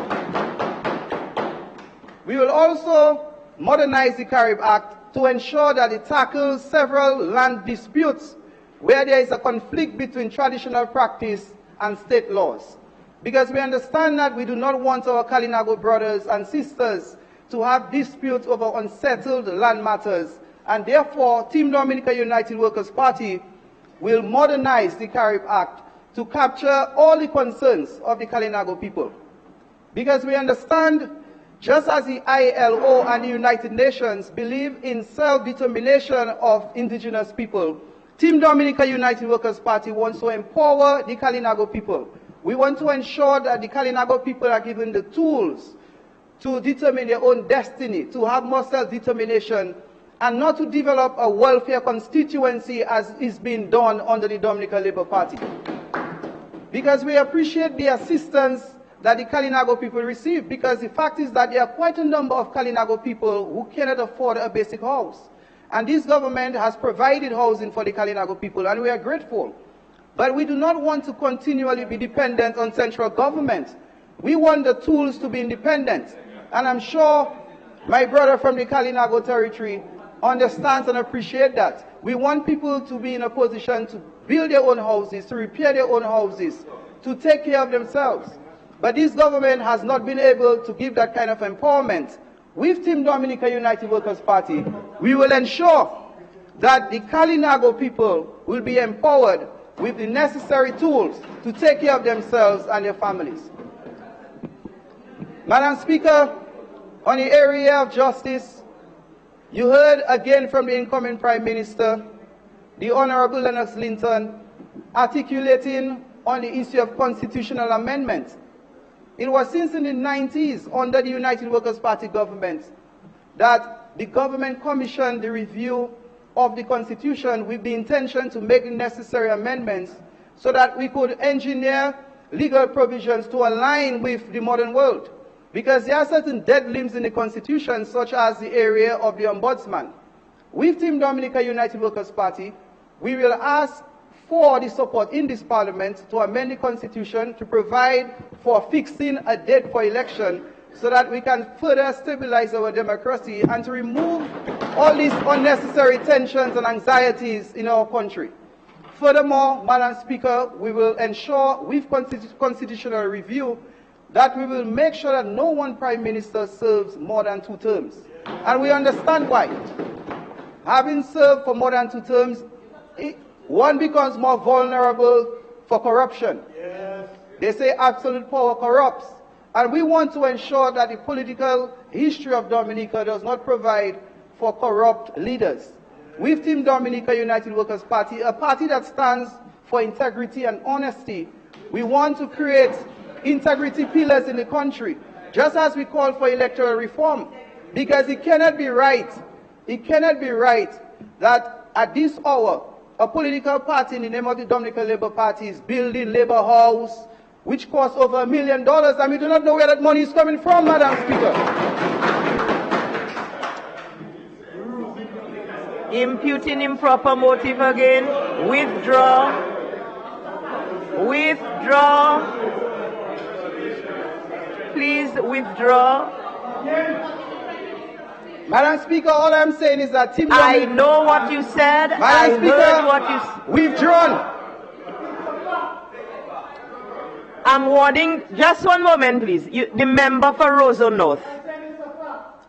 And then I am going to ask you, please, to contain yourself before I ask you to leave. Well, please do so. Please do so. Please do so. No, yeah, I agree. I said, I heard what you said, and I'm telling you, before you continue, withdraw. Good. Continue. Continue.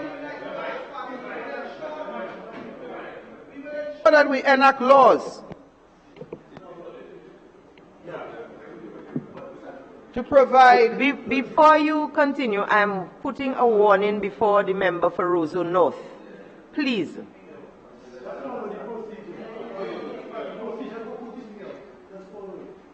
Madam Speaker.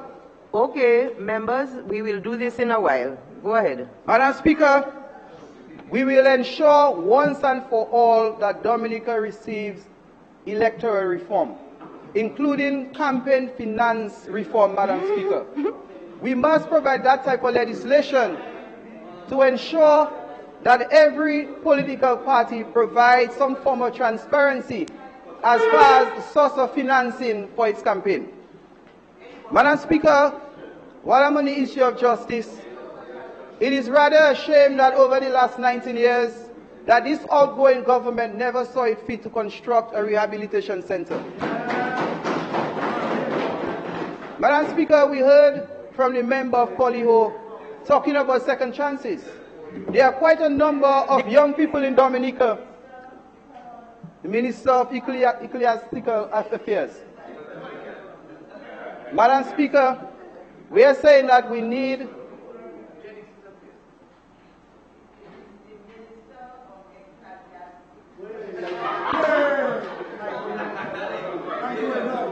Yes, Madam Speaker, the Minister. Yes, Madam Speaker, very well. So, Madam Speaker, we are saying that Team Dominica United Workers' Party will ensure that we construct a rehabilitation center to give our young people a second chance. Because for one reason or the other, people fall in social cracks, and this country does not really provide the necessary infrastructure to give them a second chance. We are saying with the construction of a rehabilitation center and state-owned training schools that magistrates and judges will have greater latitude in sentencing as far as the rehabilitation of young offenders are concerned. Furthermore, Madam Speaker, we will ensure that we haste the passage of family laws. Over the past 3 years, there have been bills emanating from the Eastern Caribbean as far as the harmonization of family laws are concerned. And we have been very slow in passing those bills in Dominica. Team Dominica United Workers' Party will ensure that we pass such laws to help preserve the family, because we understand that the family is the cornerstone of society, and we have to provide the necessary environment to preserve the family with the intention to create a better Dominica.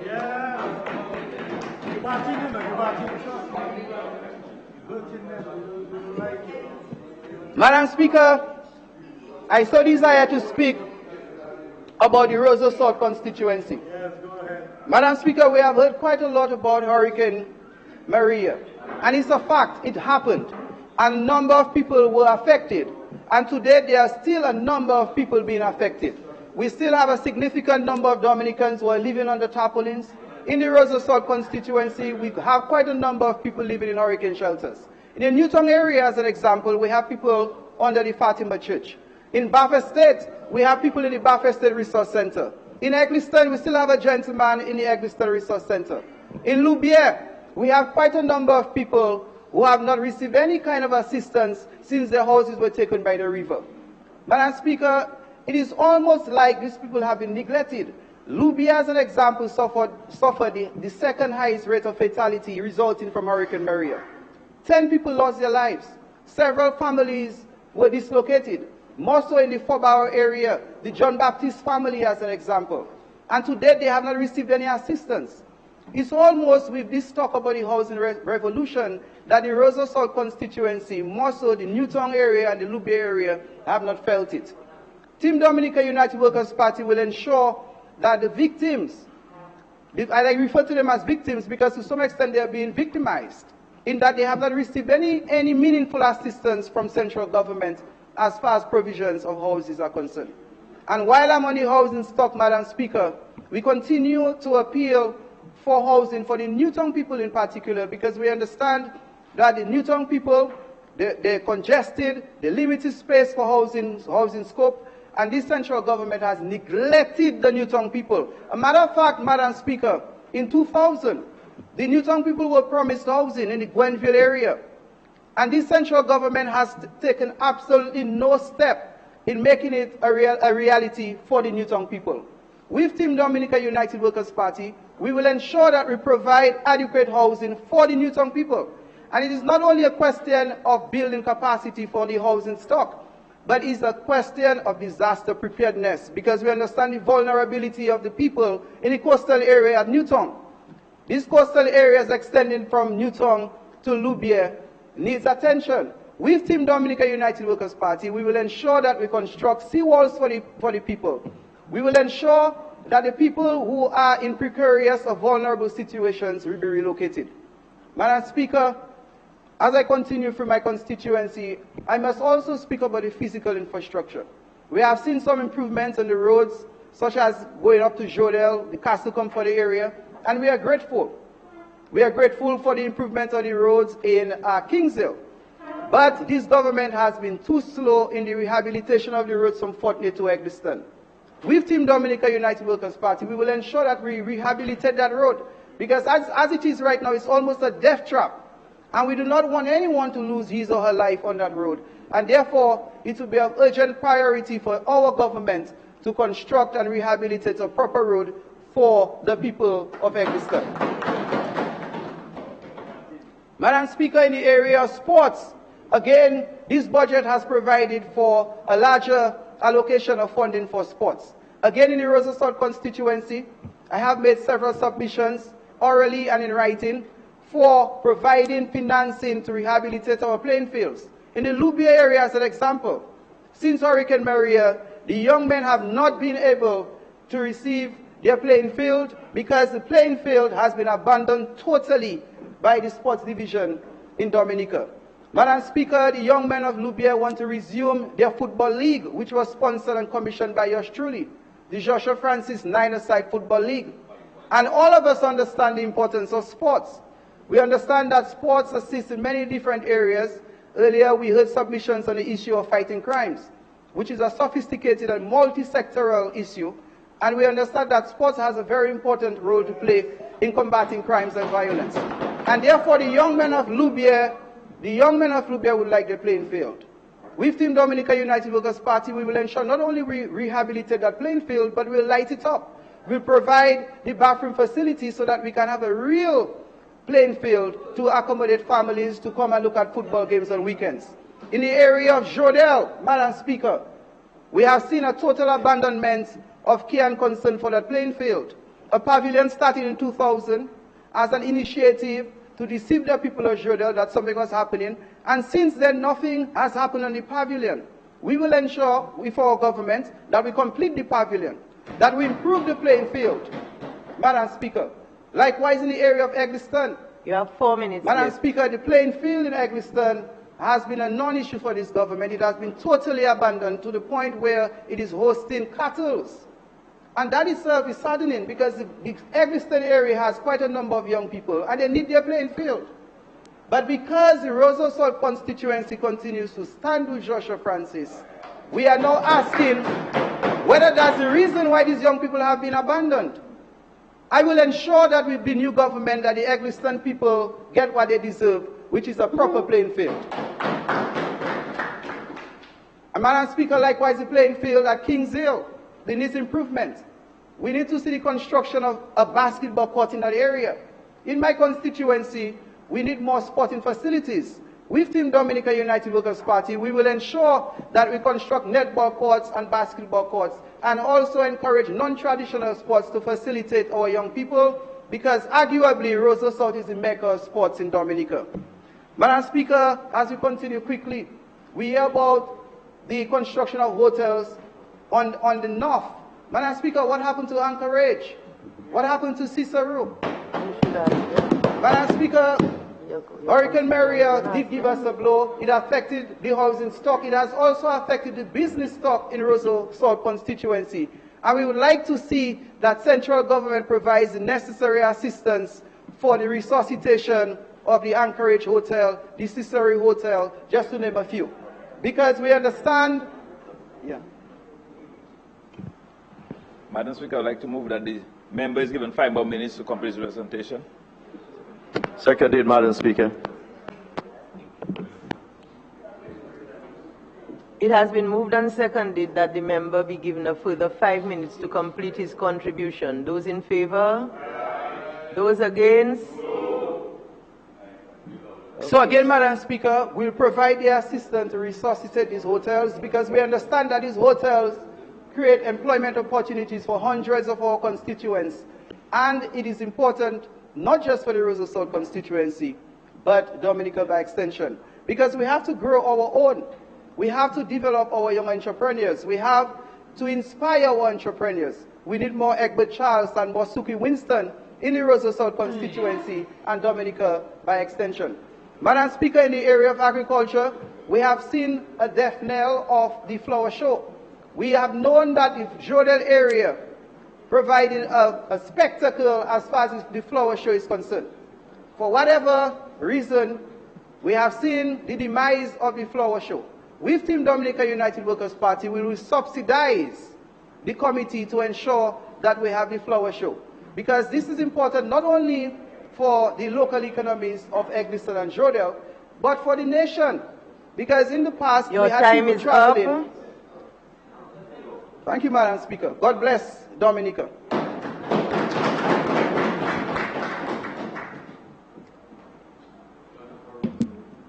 Madam Speaker, I rise to make my contribution to the 2019-2020 budget debate. Madam Speaker, having listened to the Honorable Prime Minister's presentation, it is quite clear that our vision for building the first climate resilient country in the world has already started, Madam Speaker. Madam Speaker, the efforts at building this new Dominica, this new economy, is rapidly being realized, Madam Speaker. However, Madam Speaker, before I continue, this is not something I do very often, but having listened to the member for the Roseau South, declared himself as the champion for family values and want to challenge the Minister of Ecclesiastical Affairs and child protection. You know democracy is alive in this country, Madam Speaker. We are all enjoying the democracy that we have in this country, Madam Speaker. And then every time they speak of Team Dominica, we United Workers' Party. You know the only team you can compare this team of gentlemen from the opposition side to is the West Indies cricket team. The only team that team can be competing to in the opposition is the West Indies cricket team. Because the gentlemen here in the entire opposition is the West Indies cricket team. Because they say a lot of things, they speak a lot, and they have nothing to show for it. At the end of the day, they have absolutely nothing to show for all what they say, Madam Speaker. Of course, Mr. Baptist could leave if he wished. If he wished like. We continue to be friends. And Mr. Linton, the leader of the opposition could leave if he wished to, Madam Speaker. Senator Isaac Baptist, Madam Speaker. He could leave if he wants. And the leader of the opposition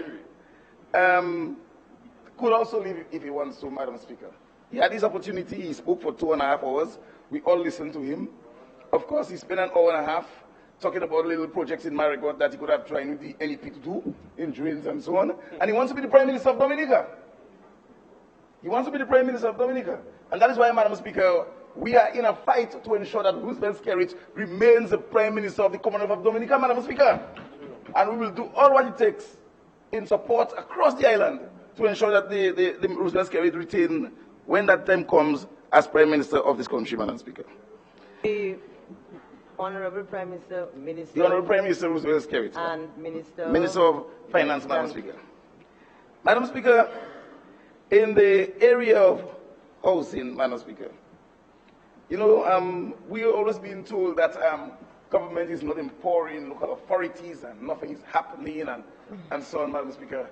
But I will share with the Honorable House and the Dominican community the investments that we have made through the local authorities since Maria, Madam Speaker, this afternoon.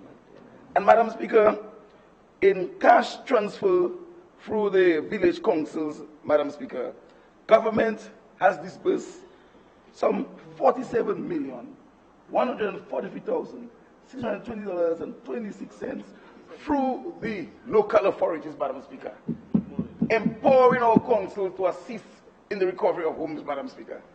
And I have been hearing a lot of talk about the East, a lot of challenge on the East and the heading for the East. But I will only share with us today, Madam Speaker, because the list will be very long, the contribution made through the councils on the East, Madam Speaker. The Kalinago Council, Madam Speaker, for the Kalinago territory, some $4,207,000 were dispersed to community, to constituents for the Kalinago Council, Madam Speaker. The La Plaine Village Council, Madam Speaker, some $3,800,000 dispersed for the local council, Madam Speaker, assisting families in re-roofing, building their homes, buying the material, paying the labor, and so on, Madam Speaker.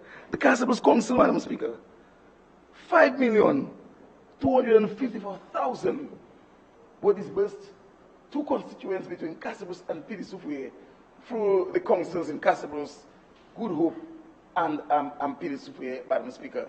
So the government took a decision after Maria in order to speed up the assistance for its people who had lost their homes, lost their roof, to send all of these monies into the same councils. And I listened to the Minister for Ecclesiastical Affairs, Madam Speaker, also sharing the amount of funds that came through her ministry into the councils over the years to empower the councils to help its people. And that's why she has been training the clerks so that they are able to manage these funds, Madam Speaker. And the list goes on, Madam Speaker. So you had the Wesley Council, Vegas Council, Sophia Council, St. Joseph Council, Salisbury Council, Roseau Valley, Roseau North, Roseau Central. All of these councils, Madam Speaker, receiving funds immediately after Maria to assist in the development of the people. Yeah, Roseau South. Roseau South got two, and I can call Roseau South. Roseau South constituency. $1.12 million went to the Roseau South constituency under this program, Madam Speaker. So the government, through its effort, has been assisting its people through the local authorities, Madam Speaker. What is important, Madam Speaker? All of these funds came through the CBI program, Madam Speaker. All of these funds came through the hard work of our Prime Minister, the agents who are out there, who are sustaining the program, who are ensuring that our program is one of the most powerful programs globally, and so that our people can benefit from this program. And we have to protect the CBI, Madam Speaker. We have to protect the CBI. And one of the ways of protecting the CBI is to keep the Dominican Labour Party in office so that this development can continue for our people, Madam Speaker. And so, Madam Speaker, let me continue in housing since I have already started on housing. The government is fully committed to developing the housing sector in Dominica, Madam Speaker. And there are several other programs going on in housing, Madam Speaker.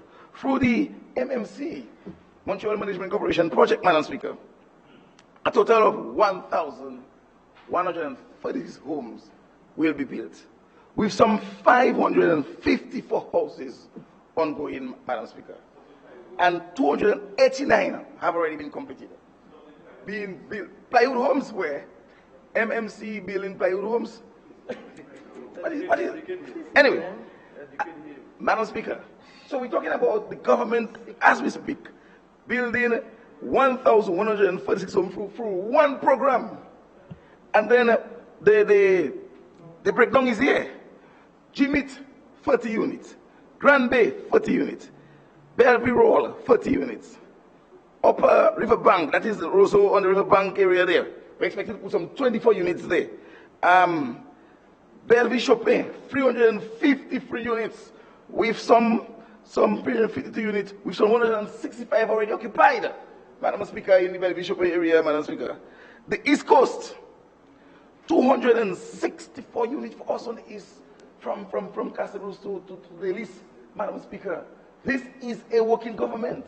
This is development of our people, Madam Speaker, with some 232 of the projects in the East Coast under construction.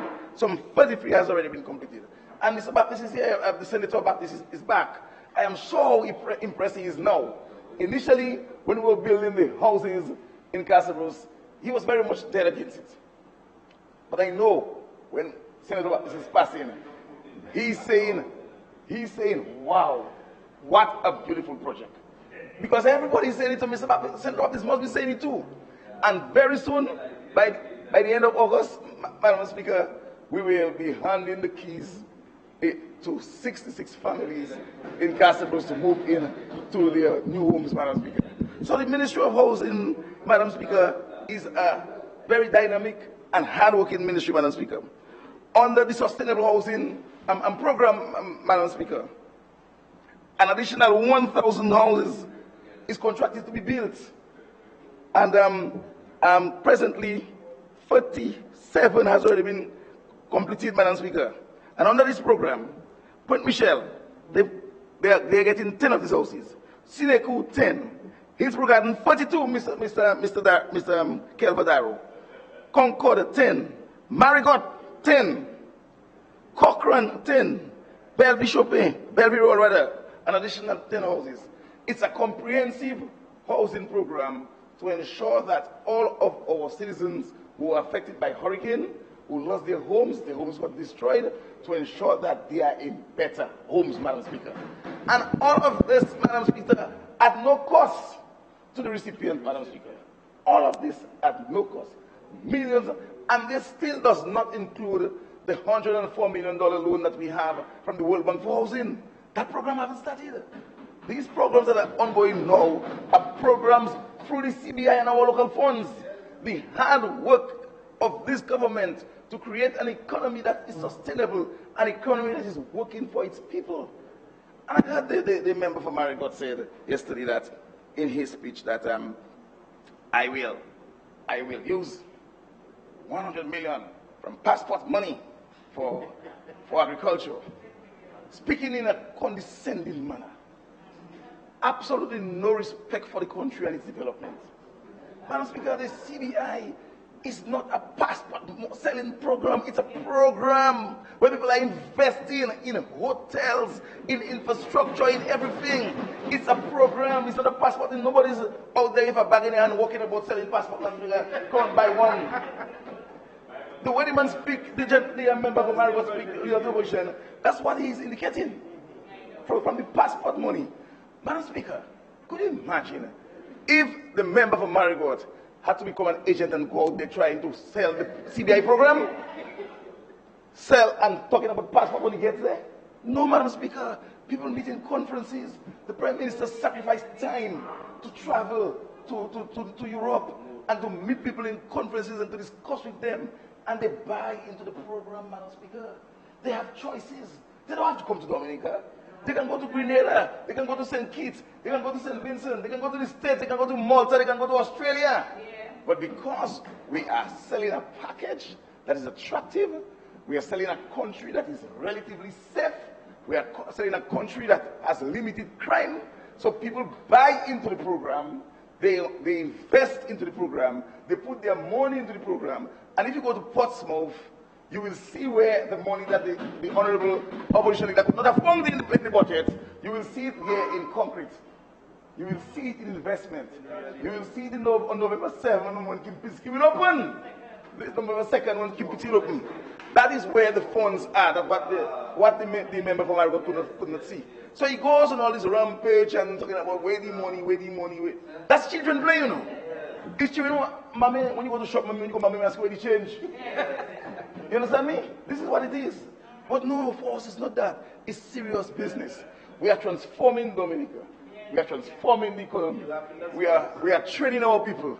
We are using CBI to educate our people. That is why 600 young people have their letters in their hand for their colleges and their universities. Because through the CBI, it has become a successful program for us. As global warming continues to affect us, and we are getting pumped by disasters, our bananas cannot stay up because every year we have wind. All our fruit trees are gone because of Maria and so on. But we have a program. We have a secure program. We have a program we can turn to, which is the CBI. I would suggest to the entire opposition that they stop giving blows to the CBI program. And they join us, the government, on this side in supporting the integrity of the program. For Dominica's sake, we must continue to support the CBI and stop seeing it as a passport selling program where people are all over the place selling passports. Not at all, Madam Speaker. And we are seeing the effect of that. Madam Speaker, additionally, from the Ministry of Housing, and while that, I must congratulate the staff of the Ministry of Housing and Lands, the staff of the Ministry of Lands, because they have been very busy since Maria, locating land across the island. And in some cases, we have to possess land from people and so on. Some places we discussed with them, some of them by direct purchase and so on. And we were able to really negotiate with all of the landowners across the island where we do not have government land. So we can acquire these properties and so on to build houses to house our people. Even yesterday again, I heard the opposition leader say that we were buying water from Barbados because we were buying slabs of concrete to build houses. Yeah. Could you imagine that? Maria came. All our people are homeless. We tackled the housing program on several fronts. One of the program was to enter into an agreement with a company from Barbados who are constructing prefab houses. Whilst we are negotiating the land where they will build the factory, so that we could acquire the land for them to build the factory, and all of this negotiation going on, the settlement of payment and so on. In the meantime, we ordered a few panels so we could start helping the Kalinagos who were very much distressed. Could you imagine? It cost government a lot of money for that project, you know. To move the panels from the port to Kalinago is expensive, you know. But we couldn't wait until the factories opened. We needed to start the program and get it going. So what we did, a few communities in Point Michel, in the Kalinago area, 10 of the houses, we started them. They became as samples for us so we could see what they look like. And we are so happy about the results. I remember going to Point Michel and entering into one of the houses. It was about 4 o'clock in the afternoon. You're on the west coast. The sun was hot, but the house was cool on the inside. And we know that there are houses built with specific things that they can sustain Category 5 hurricane. So that is why we had a few of these panels coming in, so we could start the program. So how many we built in Kalinago? 10. 10 of these will be in Kalinago, and 20 being construction. That is just a start, Madam Speaker. And once I am on that, I want to say to the people of Dominica whom we've been assisting with houses, those of you whom we have not assisted, we have not forgotten you. So when your opposition comes to your home, this is the community, and you lost your house after Maria, and you have safe land, you have a safe portion of land of your own, and your government said to you, we will build you a house. That house is coming, my dear people. We will build that house for you. So don't worry them, don't make them fool you. Don't make them fool you. And that's what they're doing. They go to the communities and they pick out the spots of the persons we have not assisted. And they say to them, this government will never do nothing for you. But what about the neighbor whom we have already assisted? So your own is coming, Madam Speaker. Additionally, Madam Speaker, and even in Castles to my amazement, these days they are coming into the homes. We build the houses for these people because the houses were destroyed by Maria. In some cases, we furnish the house. In some cases, we assist them with the electricity, everything. And the opposition is coming into these houses, taking a seat on the chair that we built for these people, and they say to them, I will do it better for you. Could you imagine that, Madam Speaker? You've given somebody a house that is valued at $150,000, and somebody comes to you and tells you, I'll do something better for you. Where are they going to do something better for you, Madam Speaker, in this day and age? Could you imagine that? So we must continue to educate our people and tell them to be careful. Be very careful with these people who comes in the evenings to their homes and say to them, I can do it better and I will do it better. Those who have not done anything for themselves cannot do nothing for you. They must always remember that. Those who have not done anything for themselves cannot do nothing for you. Those who have crashed everything that was given to them will not be yours for you. Sometimes I listen, even I'm not going to agriculture yet, but I always hear the member for Rosenhoff talk about agriculture. Don't worry about that, Madam Speaker. The member for Rosenhoff knows all of the structures that have failed under him when he was involved in agriculture. So he cannot be the representative of agriculture in this house. When I was minister, from $400,000 was given to DAPEX for purchasing of agricultural produce to repair the state. And ask them, those who were members of the team leading DAPEX, where this money gone? That money just disappear. That money just disappear, and so on. But this government, democracy is alive again, Madam Speaker. Democracy is very much alive in this country. So when you hear the radio programs where they tell you democracy is not alive and we see misery in this country and this government is not doing what it wants, they are the ones who do what they want, you know. They are the ones who are getting away with everything. Because nobody takes them on. Because we know there is a bigger price. The bigger price is the poor people of this country. So we spend more of our time focusing on the poor people of this country, the needs of the poor people of this country, and we continue to move on. And as long as God is with us, we'll keep on moving on. We'll move on. So we brush everything aside. Whether it's the February 7th burning of Roseau, whatever they do, whether it's bagging of stone to stone people, whatever they do, we will not take them on. We will just move on. Move on and continue to build this country. Move on and continue to build this economy.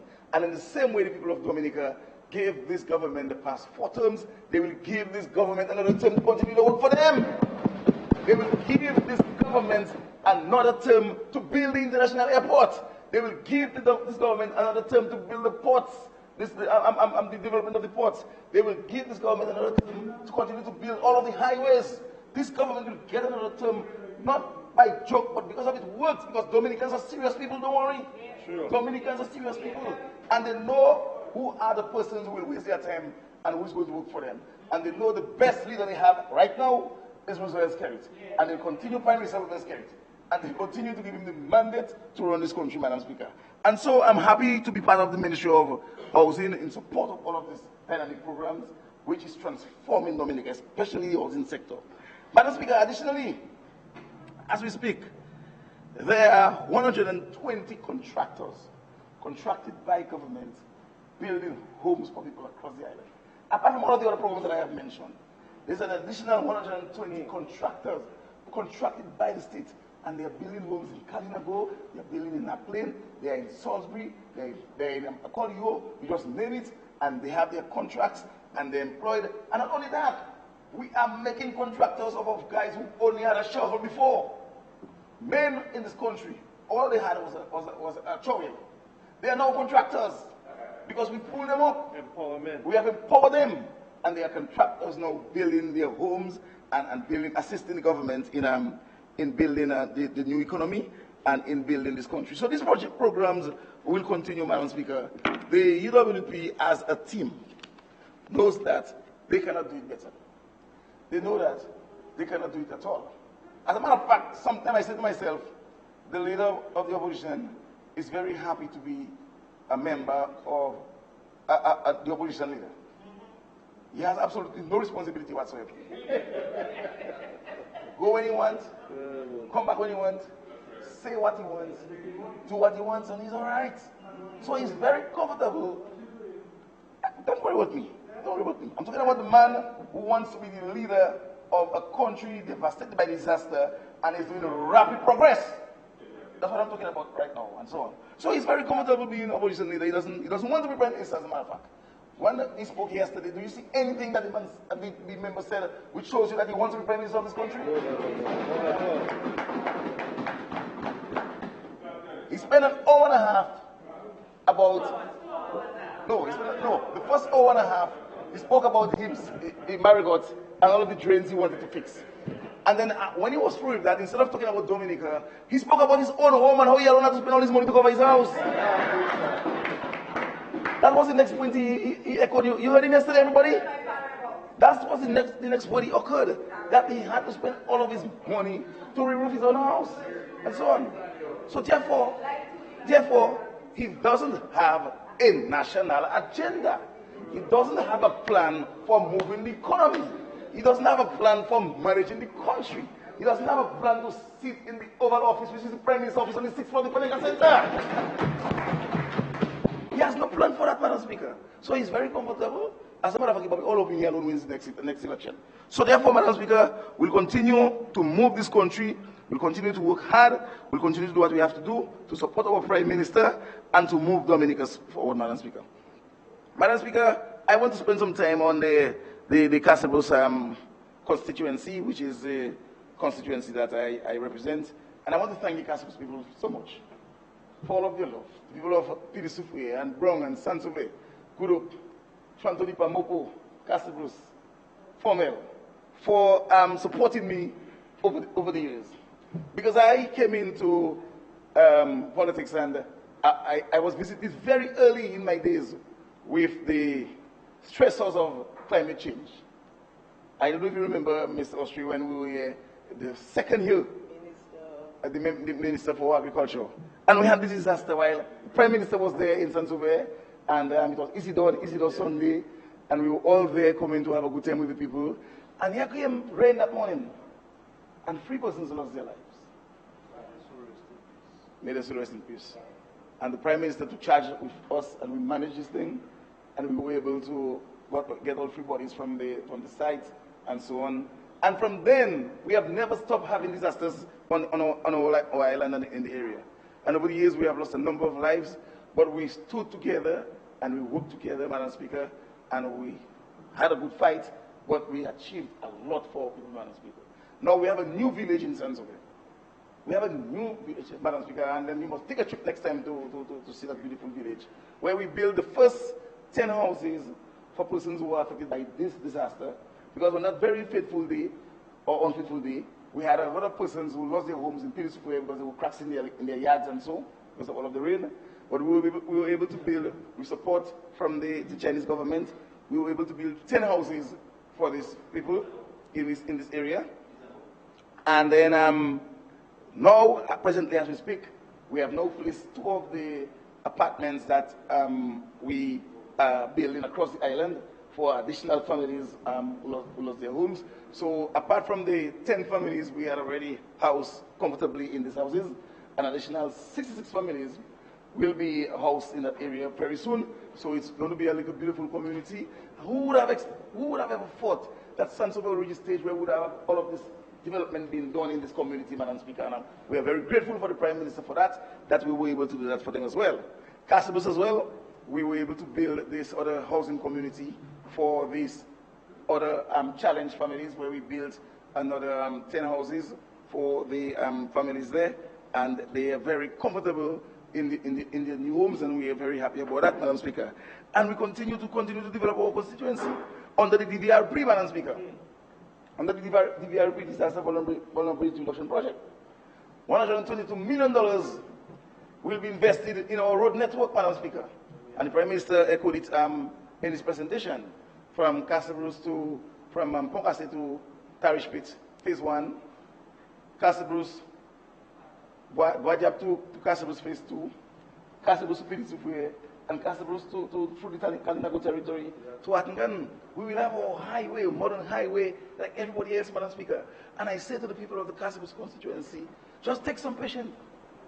Help is on the way, but it has to be done well. And that is why all of the geotechnical surveys are being conducted as we speak. The bridges will be leaving, the Formel Bridge will go, the Laya River Bridge will go, the bridge in Wakama will go, the Sansover Bridge will go. All of this bridge will be replaced with a two-way bridge, and then additionally, the entire highway will be, street lights will be erected from Ponkase all the way into Castle Rose, all the way into Hatton. So we are getting our share, Madam Speaker, for want of a better word. We are getting our share of what the government has to offer to its people on the East Coast, and we appreciate that very, very, very much, Madam Speaker. So I want to say to my people on the East, just take it easy, just take some time. Your help is on the way, development is on the way. For the persons, and Mr. Baptist knows that, persons who have good land in the area, we will be building their houses for them on their land.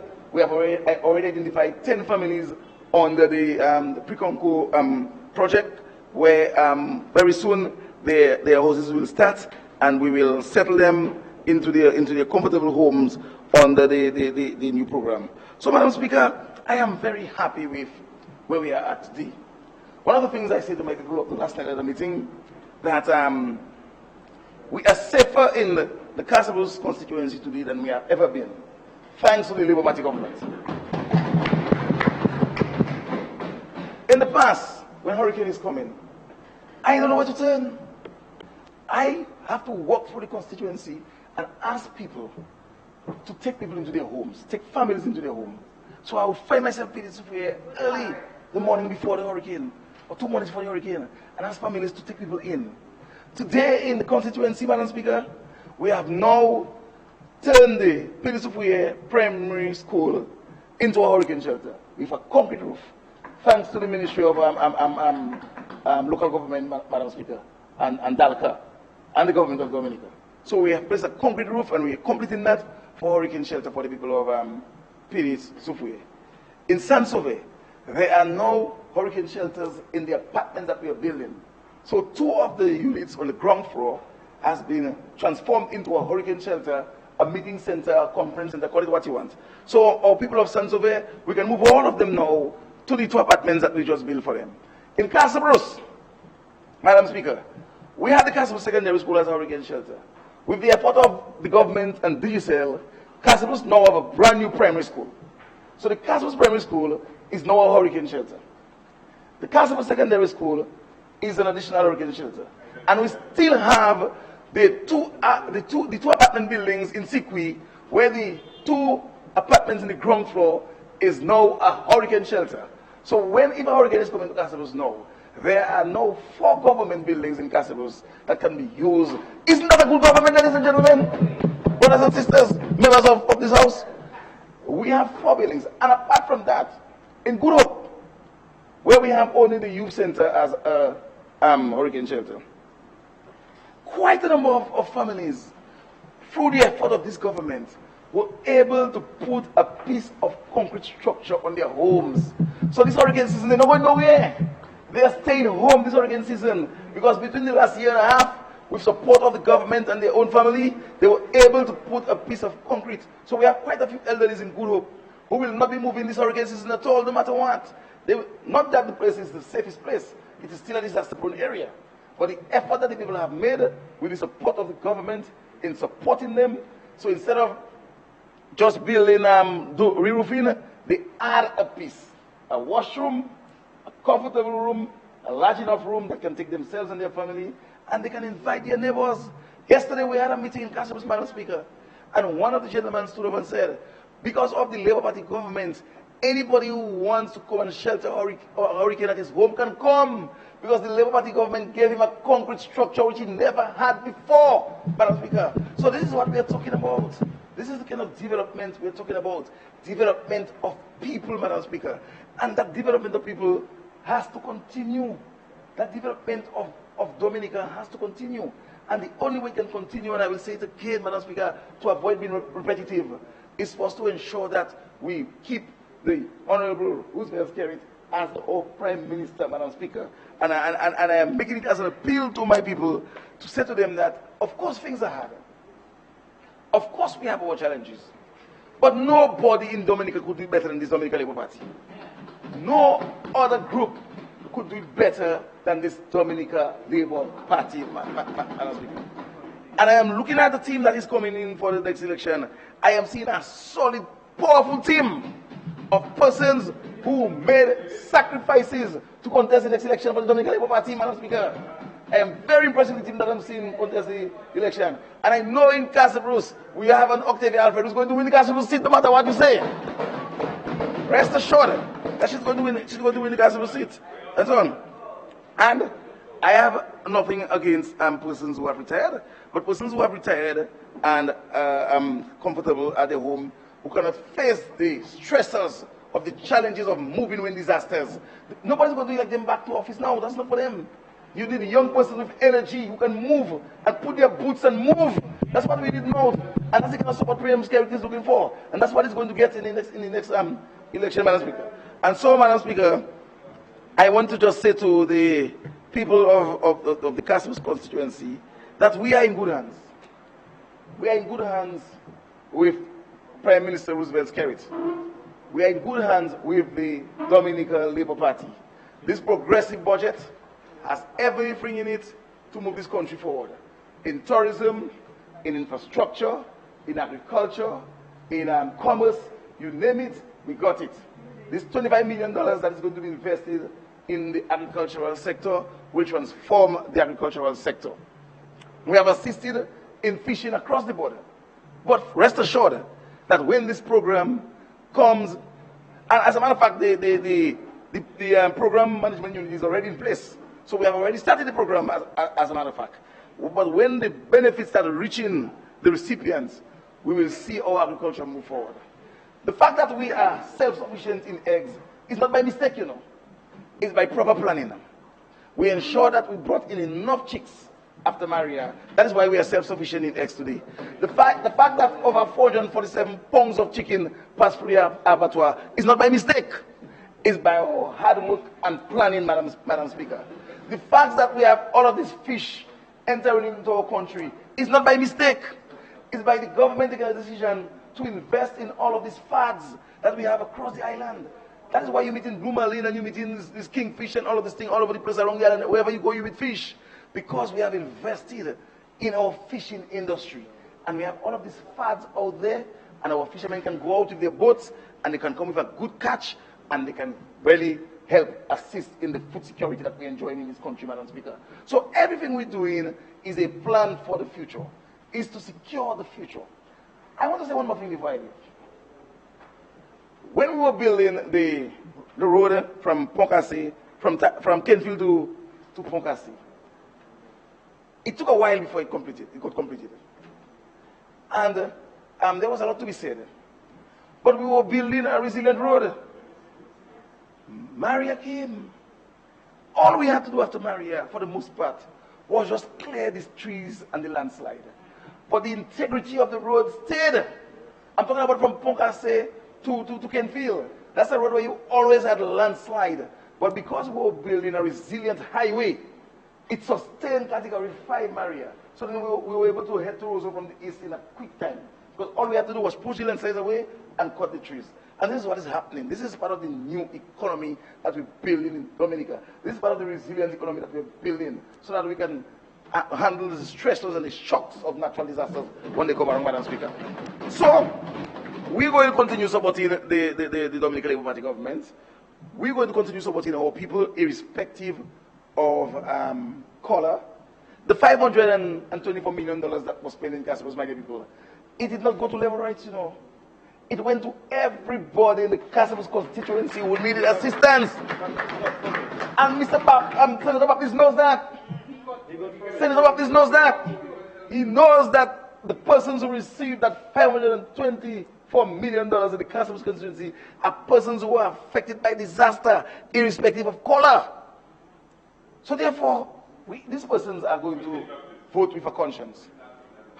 A lot of the persons who voted UWP last election will vote for this time. Because I can understand why.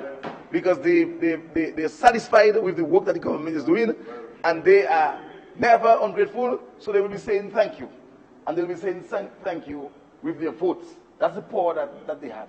So I want to thank all of my colleagues. I want to thank the Honorable Prime Minister for all of the support he has given me and us at the constituency, at the ministry level. And I want to say to my people, Dominica is in good hands. To God be the glory. Great things he has done. Great things he has done for us. Great things he has done. Thank you, Madam Speaker. And I thank everyone. Thank you, Madam Speaker. Madam Speaker, I rise to make my contribution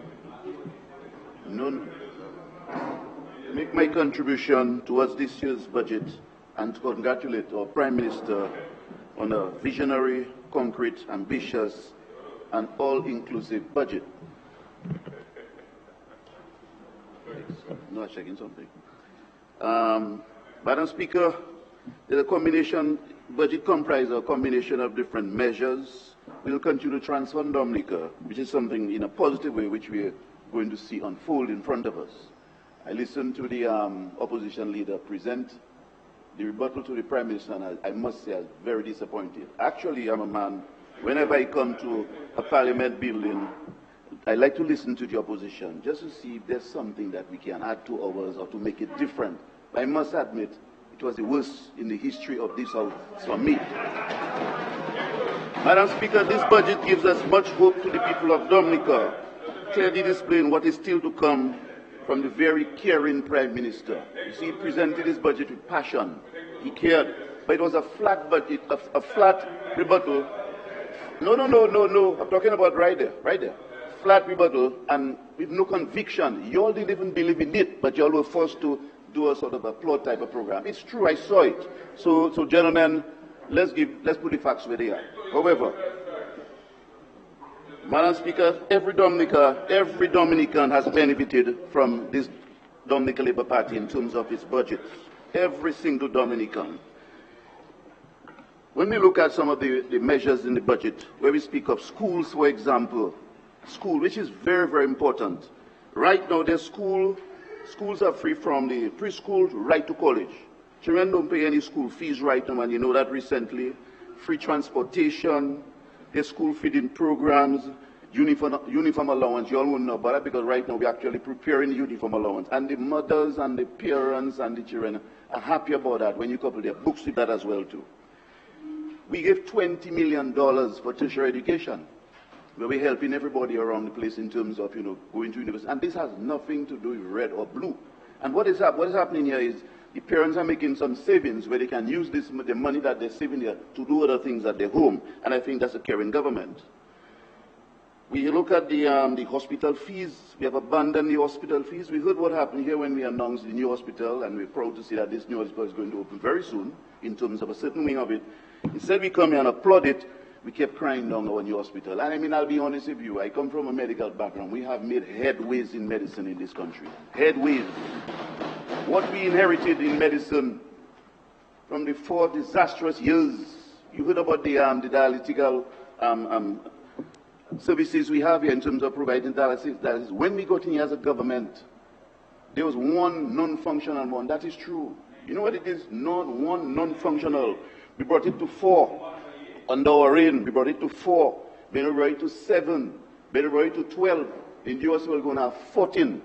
That's capable of service in terms of dialysis. That's important. Listen to that, because some of us, not our fault, as we get older, the chemical disease and whatnot, the hypertension, the whatnot, it's going to affect us, all of us. And some of us, we get to take these tablets because of the the hematogenous tool we have there. But I won't go into that today, Madam Speaker, because this all boils back to dialysis.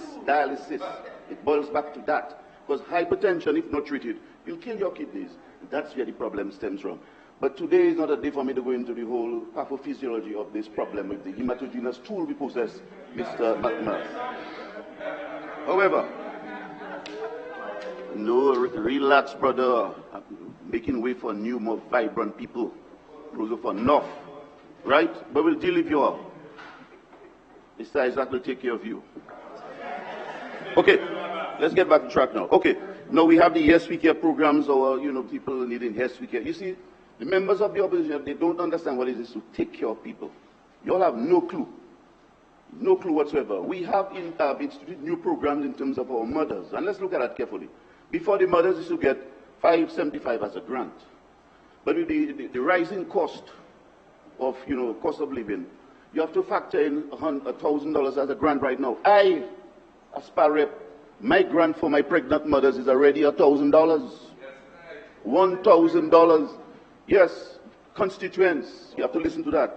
So this is the government that are putting things in place in terms of how we're going to handle our people, and that's important. Now, when you look at the Yes We Care, the allowance for our elders and whatnot, that's a caring government, and these are things we're going to continue to do. Our taxpayers, in a number of years we have been here, we have been using our reduction in tax, unlike what you heard from the member of the opposition leader, where he said about taxes and more taxes. That's a lie. I can tell you, in terms of the way we handle our tax programs, when the government assumed office, every resident with an income of more than $12,000 per year was expected to pay income tax at the band rates of 20, 30, and 40. In 2019, residents and taxpayers' income of $30,000 and less are not required to pay tax, and we have reduced it in a band style going to 15, 25, and 35. This was done by this Labour Party government. And that is very good. But you all come here and you all speak about taxes on the people. This is a government that reduced taxes on the people. And that is a truth. That's a fact. That's a fact. All right. So basically, we are giving back thousands of dollars to our people. Thousands of dollars.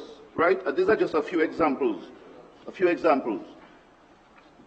Look at what happened. Look what we are doing right now with our nurses and our teachers. You heard the Prime Minister articulate on that. We have set up a whole new set of a post system for our teachers and for our nurses. And that's all aimed at trying to cater and take care of our people. And this is real. This is very, very real as well too. Now, Mr. Speaker, permit me to talk quite a bit about my ministry, because my ministry has been doing quite a bit. I listened to members of the opposition speak here. Those who have spoken so far, it was very sad, very, very sad to listen to y'all. Y'all come and y'all paint a bad picture of Dominica all over the world with your nonsense. When people visit this country and they land at Douglas Chelsea Airport and they drive to Roseau, they're wondering, what is it that these guys are speaking about? Opposition leaders and members. And y'all must stop it. Y'all have to stop it. As grown men, you also stop that, because y'all are hurting your country. Strangers are coming to Dominica, visitors, and they are saying, we'll take care of that just now, because you are ill-informed, my young son. You're ill-informed. I'll talk to you about that. Relax. Strangers, visitors come to Dominica, and what they see of Dominica is not what you all are saying, and you all have to stop that nonsense and stop crying on your country. Stop crying on your country. I mean, you all can't do it. We are doing it. Stop crying on your country. When we inherited Dominica, the roads were terrible. I don't know if you can recall driving to the Melvin Hall Airport in those days. It was rough. One way, almost 2.5 to 3 hours to drive to the airport. I used to drive at those days. It was rough. And right now, Mr. Speaker, driving to the airport is like rolling on oil. This was done by this Labour Party government. And by 2023, we will fix the whole of Dominica in terms of our roads. You all cannot do it, fellas. You all will never be given the opportunity to do it. Never. We cannot make that mistake. You cannot, people listening to me, you cannot make a mistake and elect that in government. The members on that side there. You cannot do it. It's a mistake. The world knows it's a mistake. There's nothing on that side that can come and match this side to develop this country. That was figurative. That was figurative. Figurative. Right. Now, we'll move on to roads. Let me bring you back in terms of history. History in terms of what we must understand. They're old projects. There's the E.O. Libla Highway. You must never forget that, you know. The Imperial Road, the Nicholas Liverpool Highway, Bath Road, Goodwill, Link Road. We should listen. You know why? We tend to forget fast. Let's listen. Bath Estate, Topa Goodwill Road, Roseau Valley Main Road, the Rim Project, and the Lubia to Granby Road, the Point Michel City Fence. Scott said all these are the old projects within our time. We are moving on to the more current ones. You have the Stock Farm Road, Charles Avenue. For those of you who don't know, that's down by the DBMC down there going up so to the hospital. Charles Avenue. The Rose Street, Jupini Lane, Rosalie to Grand Four, Center Street, Kingshill, Cornwall Street, High Street. Some of the streets at Kenfield, Blaine to Vickers, Pierbush Main Road, Lye to St. Joseph Road, Pembroke Street, Portsmouth, the village roads especially. Fine Grass in Marigot, the main road from Salisbury Road in Grand Savannah, and a significant section of the Salisbury Feeder Road. That was done. Wesley, Woodfordale, Wallhouse Road. Currently, Madam Speaker, Mr. Speaker, we're working on the New Cochrane Road. That's a major highway there. I promise to be a new highway, and they're getting it. They're getting it. A brand new highway, right? The Mount Prosper Road. I heard the Senator Charles, ill-informed, I must admit. Actually, very, very disappointed. I expected, no man, she's crazy, man. I expected. Order, please. Yeah. Order. I expected Mr. Charles, as a beginner in the program, to come here, try to impress, do a little something. But you cannot go totally overboard to appear like a fake and a fraud.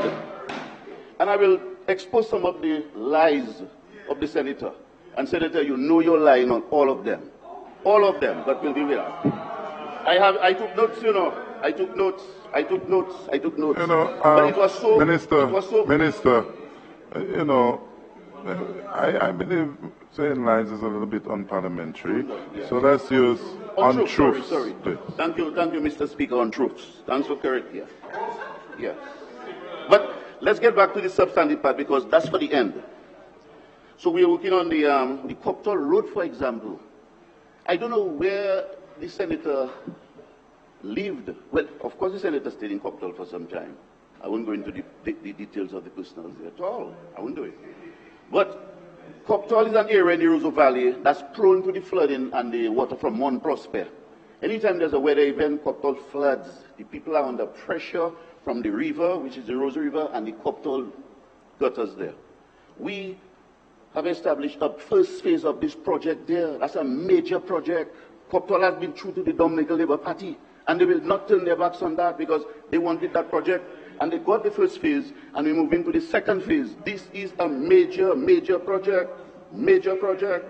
We also have the 42 Eggleston Road, the Castle Comfort de Girodel, the brand new bridges at Makushri, Batali, and Point Wrong. Point Wrong is partially done just for the railings and the approaches to it, and that's it. We must say thanks to our Chinese friends. Must say thanks to them. They have been very, very good, and of course they had greater hydraulic capacity. There's a new road from Pupital to Tatan. We have the new Kipinski Hotel there, a major hotel. And we thought it was important, Mr. Speaker, to look at the Pupital area right to Tatan, to serve our villages, of course, not only the hotel, and really develop that area in terms of car parks and what it takes to really expose and dress that hotel and the villages at the back there. So that's a new road that's coming, and it's on its way and it will be completed. I prefer to call it the bridge at Dam. I don't like to use negative language in the House, Mr. Speaker. I call it the bridge at Dam. And the bridge at Dam is almost complete. And you must understand, when we met, and I'm not going to score little points on using these words in the House. When we met with the village council of Marigot, the chairman, the cabinet, I can recall that, the opposition leader wasn't present at all because, of course, he wasn't representing Marigot then until Mr. Carissa came into Mr. Rifia came in, then he started seeing a sort of presence here. But when we met with the Marigot Council, we decided that we're going to take a number of roads in Marigot. And we have implemented a lot of these roads already, and we are moving. Just a few nights ago, you would have heard the opposition leader talking about using that bad language in terms of describing his own area, the Something Bridge. I call it the bridge at Dam. But it was a lie, because that bridge is almost complete. And I know it's almost complete, because I drove on it recently. You see? Right. We heard the members of the opposition speak about the York Valley Bridge and the Layu Valley. I listened carefully, because I am connected to that area for the reason that one of my first jobs in life was at wet area in Bells. So I used to traverse through the Layu Valley. I get rides, you know, from Fokali right up, about 4 little rides. Those days, quite a bit of movement in that area. Used to go up there. So I know that area. That area is very important for agriculture. And the government of Dominica has realized that. It was painful for us when this road, the bridge messed up. And even during Maria, when we had the second part of the other, the Hillsborough bridge going on, it was painful for us. But we had so many things to deal with in this country. Everything can be done at one time, Mr. Speaker. So we're taking our time. The CDB is down there right now. We have done the service there. The ministry and the Dominican, in the Dominican context, we have advised the engineers from overseas that this is how we prefer to realign this road, because we want to build the first climate resilient country on earth. So we cannot take all our roads back to the rivers, because we know what the rivers, what they do sometimes when they're flooding. So what we have done, we have taken all these roads away from the river, got them inland more, realigned some. One or two walls we'll have to build, because, I mean, there's no way, it's impossible. But our plan here is to create resilience, fix up the Hillsborough to York area in terms of the road, cut it, realign it, and their designs are ready for York to Okasi, joining the east to the west, because as a major conduit looking at tourism and looking at agriculture. So yes, this government is going to do that, and that's for sure. But it has to be done in stages, gentlemen. It has to be done in stages. All cannot be done at one time. No way. Okay.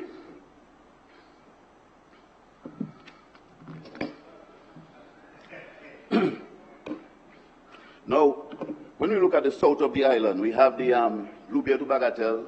The Brits are going to help us there. Very grateful for that. We're looking at about quite a few crossings and in terms of bridges, and maybe about 7, 8 of them. But we're looking at about 4 main ones from Lubia till about Beecham. What we are trying to do right now is negotiate and see if we can, government itself, central government, to do at least 3 of them, and then so we can get the UK funds to do at least one of the big ones. Now, this road, based on the challenges of the Lubia to Bagatelle road, that strip there, that's a lot of work. Actually, it is the youngest part of Dominica as well to the south, and we'll get to that just in terms of geology, physical geology. It's the youngest part of Dominica. It is still forming, it is still moving, the edges are still jagged. So it's a road that's prone to compromise and vulnerabilities. So what we want to do is fix up the best part of it, which from Lubia at least to Mitcham, and then we can look at the additional works going up to Bagatelle, because our people in Bagatelle, they will never be left stranded by this government. We plan to help them and take that road right up to them, but it has to be done incrementally. So the Brits are helping us with that program, the UK, and then we'll be looking forward to this one. River Estate, I'm going to say to our folks in River Estate, they've been very, very patient with us. I mean, they suffered a lot, I must say, when we were building the Cochrane Road, the trucks up and down the road dumping the stuff in terms of the excavation. It was rough for them, but they cooperated. And why they cooperated, of course, they're good people, number one, and they support this government. They're good people. But at the same time, they realize that this project is a project that's very important for Dominica and for themselves. So now that we have come to almost the completion of the cut and the excavation of the Cochrane Highway, we're going to look at servicing from the edge of the EO Libla Highway there, right up to River Estate, and then we head up to Cochrane with our highway. So I must say thanks to them for that, as we continue to work and get this place working. The Woodford Hill area, Woodford Hill, I went to Woodford Hill recently. It's a pity member for Wesley's not here. I'd like to talk to him about, his type of representation for Woodford Hill. At least in the days of the then Prime Minister, opposition leader, who was a Prime Minister at one time, Mr. James. He used to meet with the Prime Minister. They would drive down to Marigot. They'd look at projects. The Prime Minister would help him. the honorable member for Wesley, I don't think he has ever come to the Prime Minister, Minister of Finance, or not even to me, for example, to say, well, how can we collaborate? How can we help you to build some roads in Wesley? I was a little disappointed in that, but nonetheless, Mr. Speaker, we will build the Wesley area in terms of the roads. Woodfordale will do it as well too. You all spoke about, the members of the opposition spoke about agriculture and the abandonment of plots. I don't know if I have enough time yet, but I want to touch a little bit on agriculture for the north in terms of my visits of that area recently and what we can do in that area. But let's get back to roads. Roads now, I would like to tell the people of Woodfordale that you'll be getting a brand new highway throughout Woodfordale with lovely lights and a nice pavement so you can feel real empowered. And let's raise the level and the standards in Woodfordale. So that it's on its way. As soon as we are done with Pigwa to North End, just on top of Marigot there, and we'll go a little bit after Marigot. We'll look at, of course, there are areas in Marigot that need fixing. But it's a brand new road, so it's not too bad. We move to Woodfordale. And when we've done that, we keep moving again. And this government is moving in terms of roads. And everybody's talking about it. Everybody. I mean, the amount I have to present here today on roads. And I want to talk about other things too. It's going to be, there's too much on roads for me. It's going to be a lot. But I'll continue. Now, we have this other program, which is the community-based program. We ordered a lot of cement. And government ordered a lot of cement and free trucks. And our aim there is to empower the local folks in the villages and communities such that we can get them together and we can build our roads, community roads. Now, these community roads will also involve and include some feeder roads in terms of residential areas. We'll also look at some of the farm roads that were left out, and all aimed, and that's where the member for Salisbury of importance to you. We will look at some of the feeder roads, agricultural roads under this program as well too, because, yes, I heard mention of the BAM roads and the this and that. These are not really, it's not government money. Not really government consultants working on that. These are foreign consultants. Sometimes you're Delta Blue. You're Delta Blue, and that's the truth. Government is not happy about it. We're not happy about it at all. But we don't have the time to wait for the EU to fix up the little problems. Well, not the little problems, the problems that exist. So what we're going to do is we're going to use some of the resources under the community roads to fix up some of the areas to help our farmers, because farming is passion. You know, I'm passionate about farming, and we'll talk about that just now. So I want to see no farming in Dominica suffer. I'd like to open up everywhere there's farming. That's why I'll speak just now a little bit about the Wesley area and some of the plans for agriculture in that area in terms of, you know, future and vision.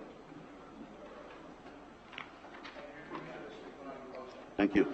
Some of the roads we plan to undertake during under this community program would involve the road at Madrid. We said that already. There's Calitechi, and I want to really congratulate the young Kalinago chief, who really proved himself in terms of his youth and his power and his outreach in terms of being the youngest Kalinago chief to date being elected. So I really want to congratulate the young gentleman. And as you heard the Prime Minister mention that he's going to give him all the necessary means and power in terms of the resources to really make a change in the Kalinago territory. Because I myself, Madam, Mr. Speaker, the Kalinago blood, the blood runs through me too, so I can feel it. It runs through me too.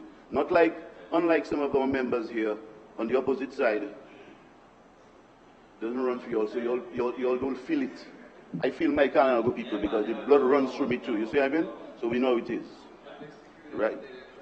The Savant Pie, the Belfast, the Capuchin to Trafalgar Road, these are roads under the committee program.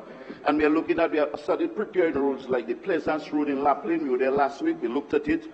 The Cuba Road, the Grand Savant Salisbury Road, the St. House in Castibros, and the St. House Bridge as well too. So some of these roads will start moving just now. But just to touch a little bit on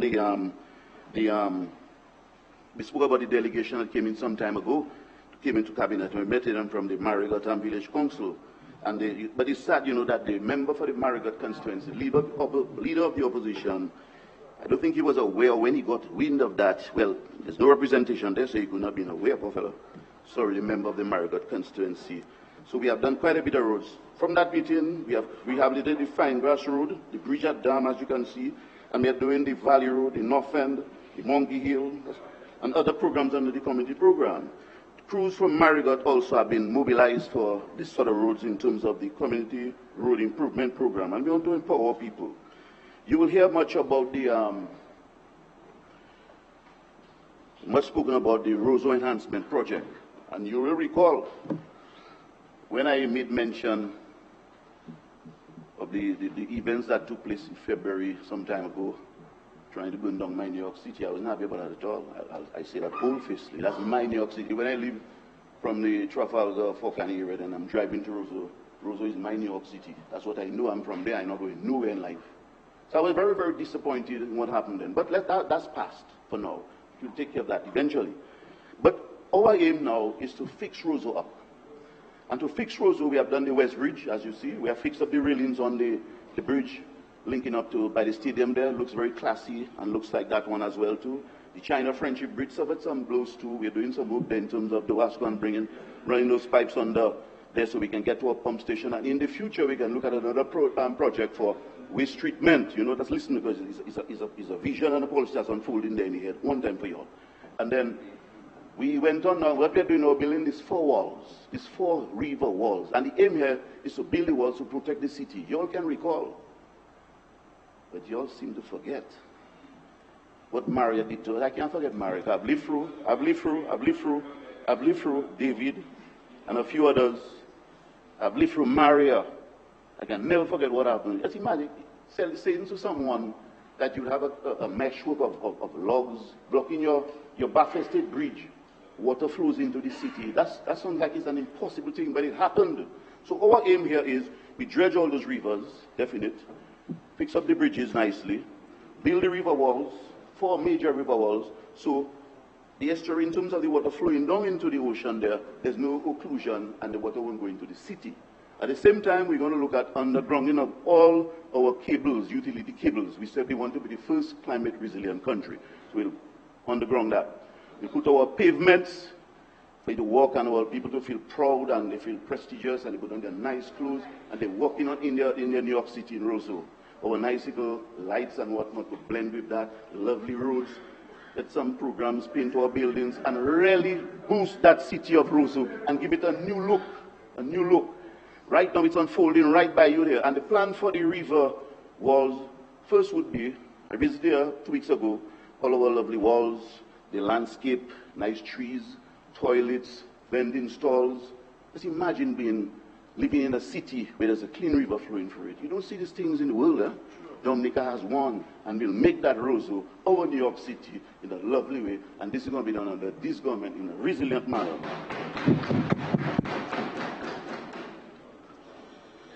Yeah. Thank you.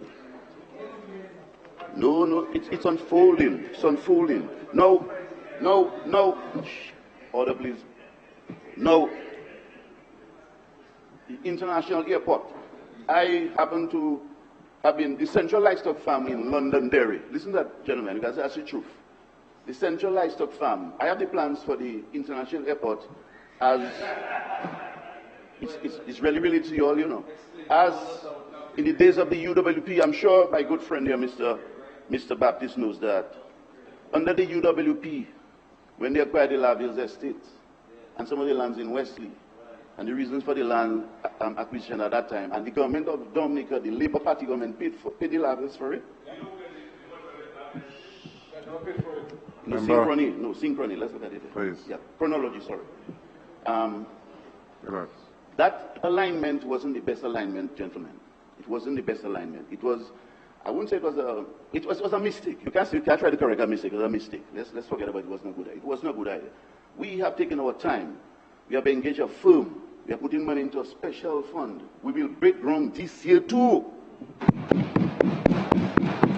We were in Wesley about 2 weeks ago. I felt sorry for the member for Wesley. I really felt sorry for him because, I mean, the place was buzzing. We were buzzing down there and the people were really embracing. It was a lot for us. You know why? We were in the area meeting with the people, meeting with the new power rep, and also too, we're looking at the international airport. We launch from Wesley to Woodford and how we're going to align it and get from sea to sea coming out there. And we're going to break ground on that. We have money for that, and we have identified, we have designs for that. Please, order. Yeah, it's a little troublesome there. The truth, I mean, tell us, I'm not going to read that so I can tell it to you because it's a vision, we have it in our head. We're going to let it go for you. Yeah, it's gone, yeah. Anyway, let's get back to the topic. Members, Yeah, we, yeah. you Because, know, come on, let Mr. us Speaker, listen to the I know contribution. I have 20 more minutes, but this is Yeah, a little more than that. Yeah, a little more than that. But let us try to listen to the contribution of the minister, please. Thank you, Mr. Speaker. On both sides, please, let us have some order. Let us afford the minister the opportunity to make his contribution, please. Thank you, thank you. And also Thank you, for the Mr. stenographers. Speaker. Okay, so back to the international airport. We will break ground for that airport. We will break ground. I am sure of that. I'm sure of that one. Sure of that. Time will tell, brothers. You'll see it soon. Anyway, the air and the cargo port. This is another one that the designs are way advanced already. Way advanced. We're going to build a new port. And those of you who can recall Hurricane Maria, and it sort of, it shows the limitations of the port we have. It shows the limitations. So we have designed a brand new cargo port and a brand new cruise port where you can have all the different vending areas. You have to look at the population of, say, Guadeloupe, Martin. I always said to Dominica, we like to complain that we don't have people here. But our market is not only here. Look at what happened during some of the disasters where people come across our neighboring islands and they buy things right here because some things are cheaper here. I'm sure of that. They are cheaper here. And with that vision in mind, the aim is to open this lovely cruise ship village where passengers can come, or people can come in duty-free. And again, some sort of prestige to our people, creating a sort of an environment where people, young people can feel happy to be part of this new vision for this country under the continuing Labour Party government. We're going to do it. So you will see 3 new projects, major projects, which is the international airport. You're going to see the cargo port, and you're going to see the cruise port. All what I've spoken about. All what I've spoken about.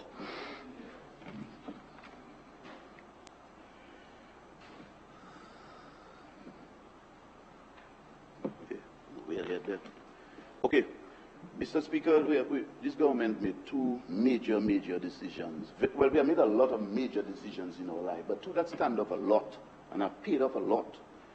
And I must say, is the move towards the One China policy and the diplomatic relations with the People's Republic of China. And I want to say, point blank here, that I'm very happy with the sort of assistance that we're receiving from our Chinese friends in terms of the agricultural mission, where we plan to take agriculture. I will speak a little bit of agriculture, but I must mention them right now. And also to the fact that we have declared our vision for Dominica, which is the first climate-resilient island country on earth. You have not heard statements like that by countries in the world, but I must say, this Prime Minister, Roosevelt Skerrit, Dr. Skerrit, these are 2 major decisions he made in his reign that has really propelled Dominica and kept us at that level, along with all the other major decisions, and this is very important. Water resource management. Water, Mr. Speaker, very critical. We saw how we suffered during the Hurricane Maria period for a country with an abundant supply of water to become totally burnt out, no water, and where bottled water became almost like a soft drink for us or a lovely drink to drink. All because all our water systems were damaged. I am looking forward as the Minister for Dowasco, and I've made constant, I've held quite a few discussions with Dowasco on, I want Dowasco, and they will, and they're like that, to be part of the resilient Dominica. We were blessed with all these mountains for a reason.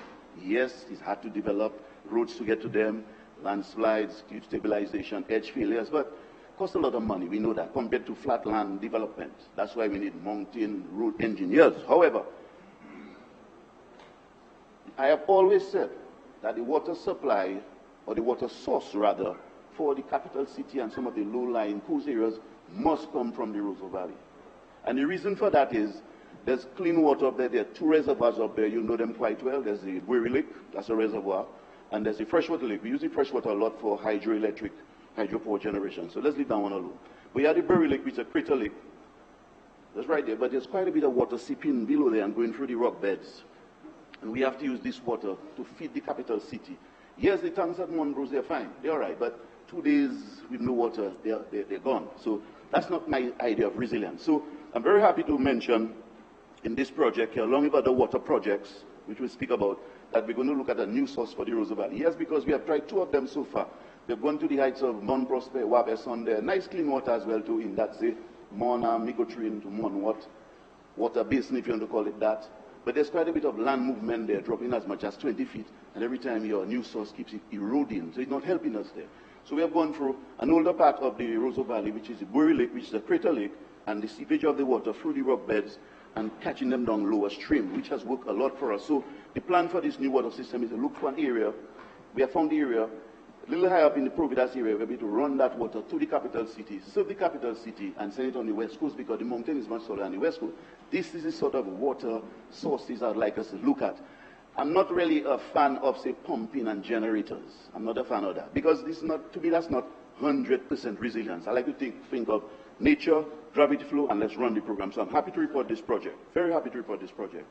We also have the other project heading to Tetmon and the Bellevue-Chopin. Dr. Darwin knows quite about it, the Bellevue-Chopin resettlement. I saw some people boasting recently about nonsense. I mean, come on, man. Anyway, that's leave that aside. Yeah, it's painful rather. It's very painful. Development. Anyway, so our plan here is to look at Soufriere, my good friend here from Soufriere, the member for the Soufriere Constituency, who really looks after her people, I must admit. She really comes and wants to find what's happening for her constituents. But what we want to do there, take the water from Tetmon to Soufriere, and a serious investment by DOASCO, because we have this new investment in Soufriere right now, the Jungle Bay, that just opened, in terms of the jobs for your people and sustainability, so we have to supply water. But the last time I checked, Mr. Speaker, you know, I don't think there are major rivers running in that part of the island because, you know, it's very nice. Yes, the fishing marines and reserves and whatnot is good. But we have to take the water from other areas and bring it inside there for the development because that view from Jungle Bay across that peninsula, and I want to say to the member for the Soufriere Constituency, just driving through the little peninsula there recently, going up to that little mount, that little hill there. I mean, no, it was a daylight drive. What I saw there was the future takes something very beautiful up there, really exotic. I wouldn't say 5-star, go 6-star this time. Very good. 7-star. Well, Mr. Speaker, there's a lot more I can say about the water programs. There are a lot of water programs. So recently we suffered a little bit in terms of the water supply interruptions. And from the WASCO, what was going on there? We were testing the new Antrim system and trying to commission it and whatnot. So we had to run some tests during certain times of the day. And the people were here, the French, they were here running it. So we apologize for the interruptions. But water, that's how it is in water. But I want to see a water industry, water sector that's going to take us way into the future for Dominica, because water is our oil.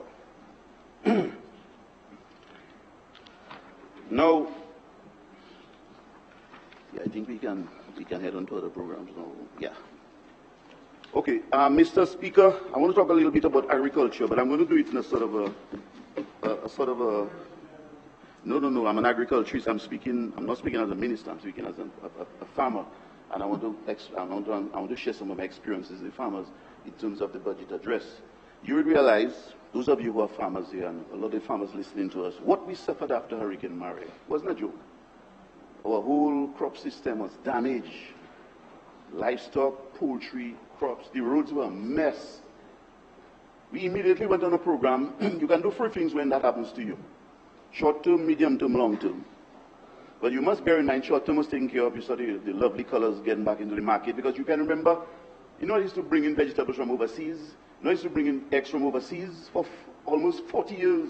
You never imported eggs. We had to resort to that. That was painful because my father was an egg producer, so I know about it. It was painful. But we were able to get it back real fast. We're working on the medium terms, and we were able to look at some of our markets in the medium term crops, your dashings, your yams, the Irish potatoes, and sweet potatoes showing great potential for us. So we're moving on that. Your tubers, your root crops, moving well on that. But we have a little concern, and it's not because of any government. Not a government at all, because Maria wasn't a government-related type event. No. But you all seem to think so. It's like the government, the Labour Party calls Maria. No, I mean, come on, fellas. Come on.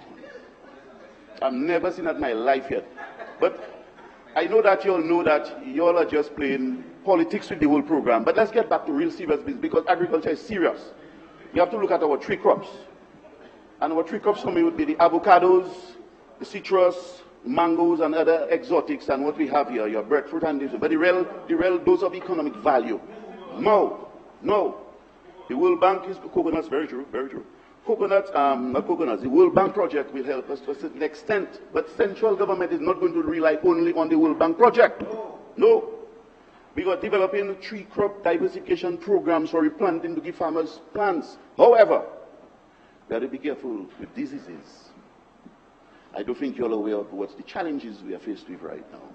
From a disease point of view, and quarantine and phytosanitary certification in terms of producing these plants. We must understand. No, that's important. You see, you all need to know that, because I want, even if you're on the opposition, I want to give you all the facts so you can feed facts and not come here and say things that are not true, untruths. So listen to that. Listen to that. I'm a practicing farmer. I was raised in farmer. You can't tell me about farming, brother. Sorry, member for Rosewood. No. However, the biggest challenge for me right now is the whole aim of climate change and the erosion of the resistant varieties. We very well may have to come back to the simpler, older way of agriculture to regain positions. I'll tell you why. The hybrid plants we have created over the years of science and technology and research, I heard you all mention about research and technology, but it was just a word you all mentioned, not understanding what is that at all, gentlemen. Because the cost of research is not a joke for a small island, so that's why we have to lazy all our other research institutions in North America, in South America, the Caribbean, to help us and partner with us and look at different varieties. Because it's not easy for us. It's not easy. And my biggest fear is the diseases that are being new and emerging diseases, resistant vectors, resistant ecological agents, what you want to call them, bacteria, fungus, call them what you want. That's my problem. But it's happening because of climate change. I'm sure none of you are aware about the extinction of the connection between water and land. Those there. We're not aware of that. Look at what's happening to our crop. Oh, we talk about the parrots here. And it was sad to listen to you all speak about the parrots. Very sad. You know why? No, listen to them. Let me tell you why. From a scientific point of view, listen why. You don't know. I was there. When the crop was falling prey to the chytrid fungus, which was sweeping all through North America, it took a little time to get to us. We started seeing our crop was dying. We didn't know what's going on. We found out. You know what we had to do? Fast. I had to catch some of those crappos in captive, capture them, send them to the zoological organization in England, hoping that we could breed them to resupply the area. Because Montreal had suffered because of the volcano had damaged just as well too. And the fungus came in after. So you have Montreal, Dominica under pressure, and just so you have to take off the crapple from the coat of arms, because the crapple, I don't see how the crapple going to survive. I'll be honest, the monkey chicken. That is where I'm coming from with the parrots. The parrots were dying all around the place. They were a pest for people. Hold on. I know about that. Listen, fellas. Listen, man. Listen, because that is fact. I do see we can't come here and play a little bipartisan thing and say, throw a shot on parrot, throw a shot by there, bring back the parrot in the night and the day. That's rubbish. That's rubbish. We have to protect that parrot. As a matter of fact, you don't even know recently we saw an albino parrot in the wild, and our fear was whether that would breed with our native parrots to create a new thing for you, which can create a problem. This is what I'm talking about, gentlemen. So having said all of that, I want you all, when it comes to Dominica itself, let us not just be partisan. Let us have the facts. Let's have the facts, and let's look at the advancement and the advances in animal breeding, in bird breeding, and what it takes. We don't have it here. We have some parrots imprisoned in the gardens over the years, and the tourists coming to watch them and saying, good. I don't like that. I don't like that. No, listen, man. Listen. The parrots have since bred, Have it on video, So the aim is to bring it back. We didn't even know that there was a particular parrot disease affecting our own parrots, because we don't have the diagnostic capacity to know. The parrots could be dying, and And we come here, sit down in the house, and start talking nonsense about in the night, in the day, and whatnot. Fellas, do not do that to your country. Be scientific. If you all say, you'll want to, well, God forbid that won't happen. If you all say you want to be the next leaders of Dominica, you have to come with facts, And you have to listen. Because fellas, all you got nothing on that side. Zero. Now, Mr. Speaker, I'm going to try to finish up now, but I have to touch a little bit on the Roseau Valley. I'm going to be parliamentary. I heard, first of all, Senator, Senator Charles I know him well, and none of you all do, Senator Charles, like me. Yeah, once over. My brother go beat him again. Then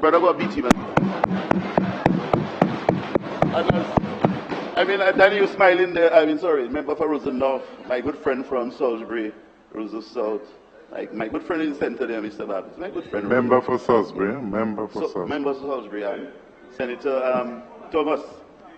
There's no way Senator Charles can beat Dr. Win McIntyre. That's my brother.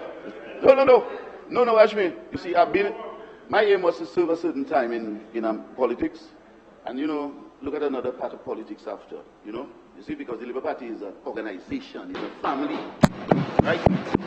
A lot of our older heads are leaving. So you're bringing in the younger, older ones to take up the position, to run that family, a family of labor, and bring in the young ones and we can groom them. That's what we're doing. So we're not changing our slit because of anything other than we're bringing in new blood. But hold on. Difficult for you all fellas, eh? Yeah, difficult. Because I'm not seeing any sign of new blood. I know. But anyway, no.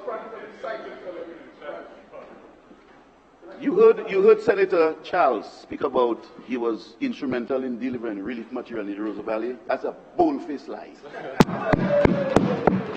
Remember what I told you earlier on? I take it back. Untruth. I take it back, sir. Sorry, it's an untruth. Take it off. But that's English, though. There's only one. I'll just give you a few things fast. We're going to finish. There's only one Prowler basketball team in the whole of the Rosa Valley history, the Dr. Mac Prowlers.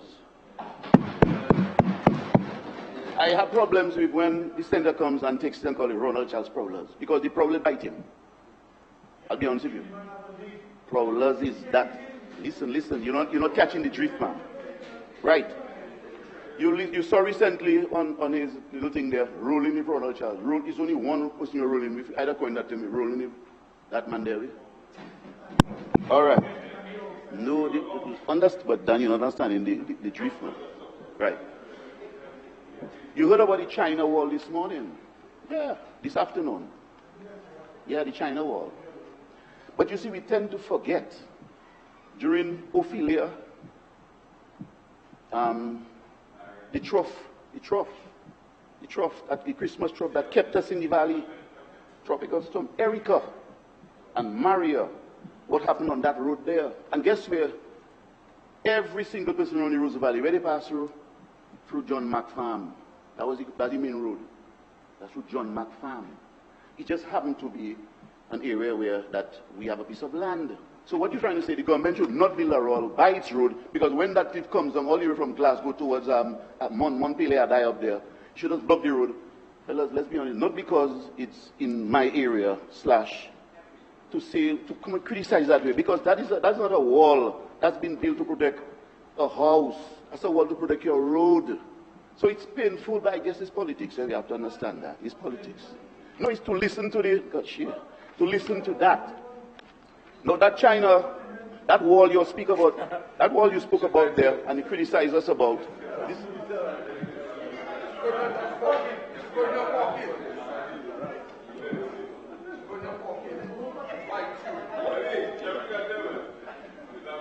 Order, please. Order.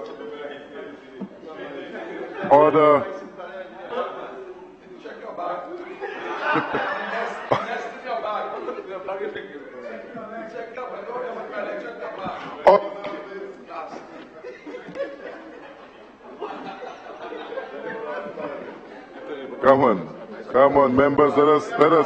Let us contain ourselves, please, and get back to the business of the house.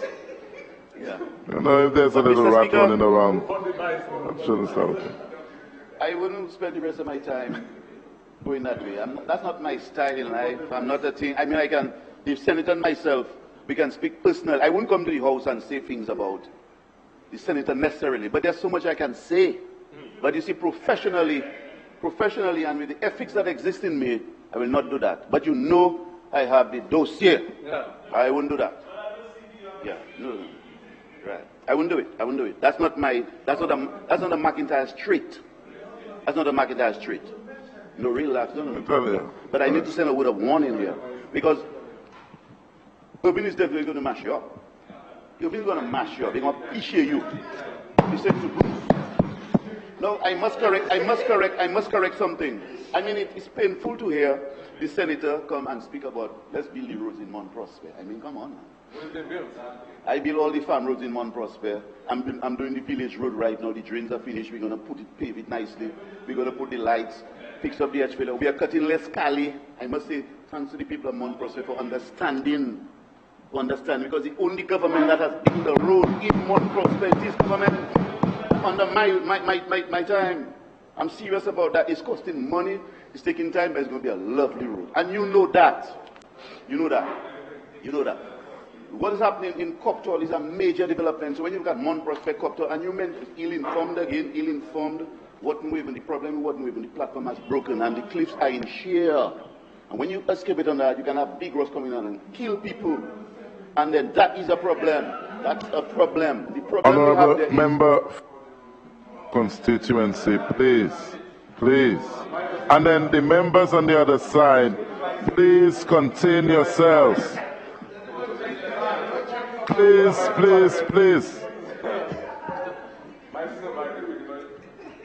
I mean, come on. We can do better.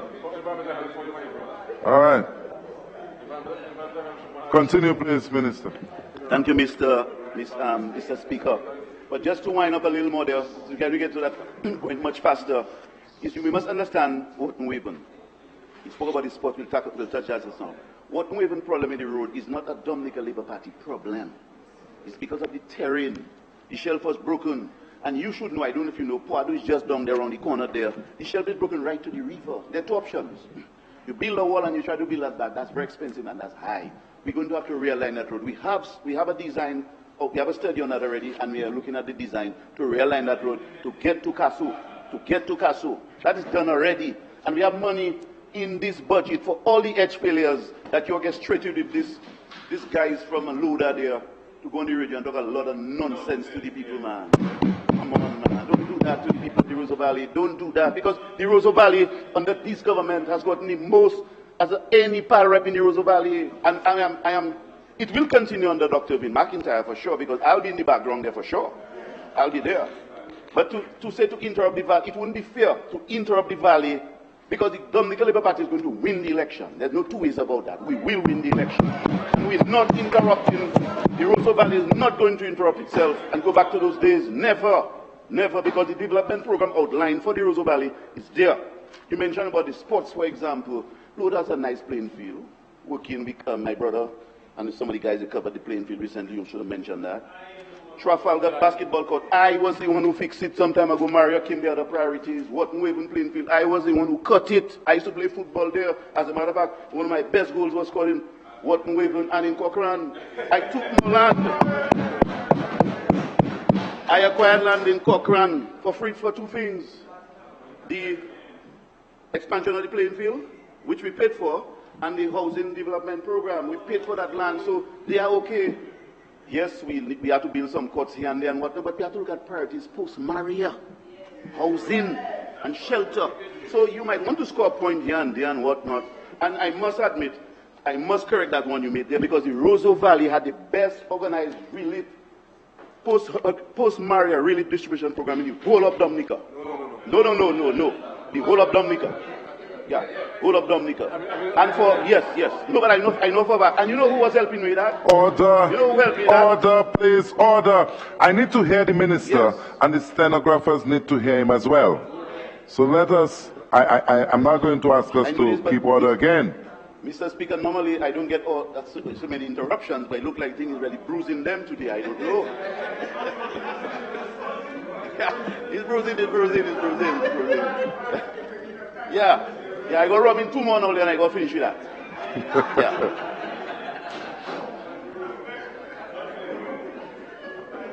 Yeah, so when we look at history development, to speak about Irvin, my brother, who is going to replace me and is going to be victorious and even better in terms of the vote count. Much better.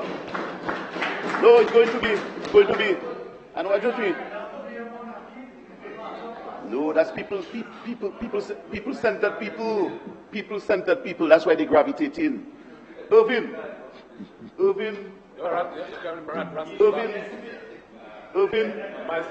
Let me just, yeah.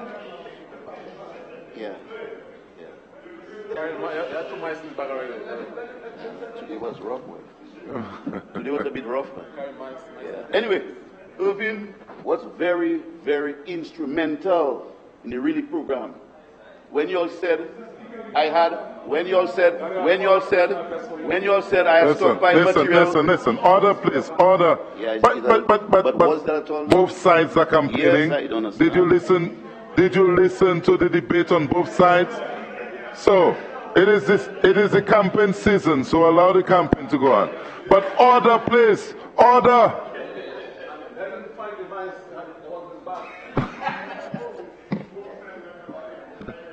Let's go. Now, part of my team for the relief distribution program, post-Hurricane Maria, and my main distribution man on the ground walking with these bags to deliver to the people of the Roseau Valley was Dr. Irvin McIntyre. And watch me, the people in the Roseau Valley know who brought their little groceries for them. And when the opposition operatives tried to say that I was stockpiling stuff at the back there at home, that was so sad. You know why? I'm a vegetarian, I don't eat meat. But I have corned beef down there for and chicken. No, I don't eat those things. I'm a plant, I'm agriculturist, I eat plants. Anyway.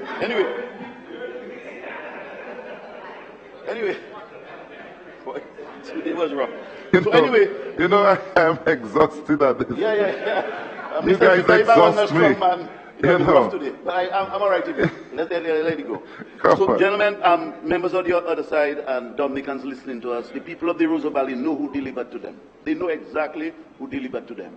We will work with the Roseau Valley.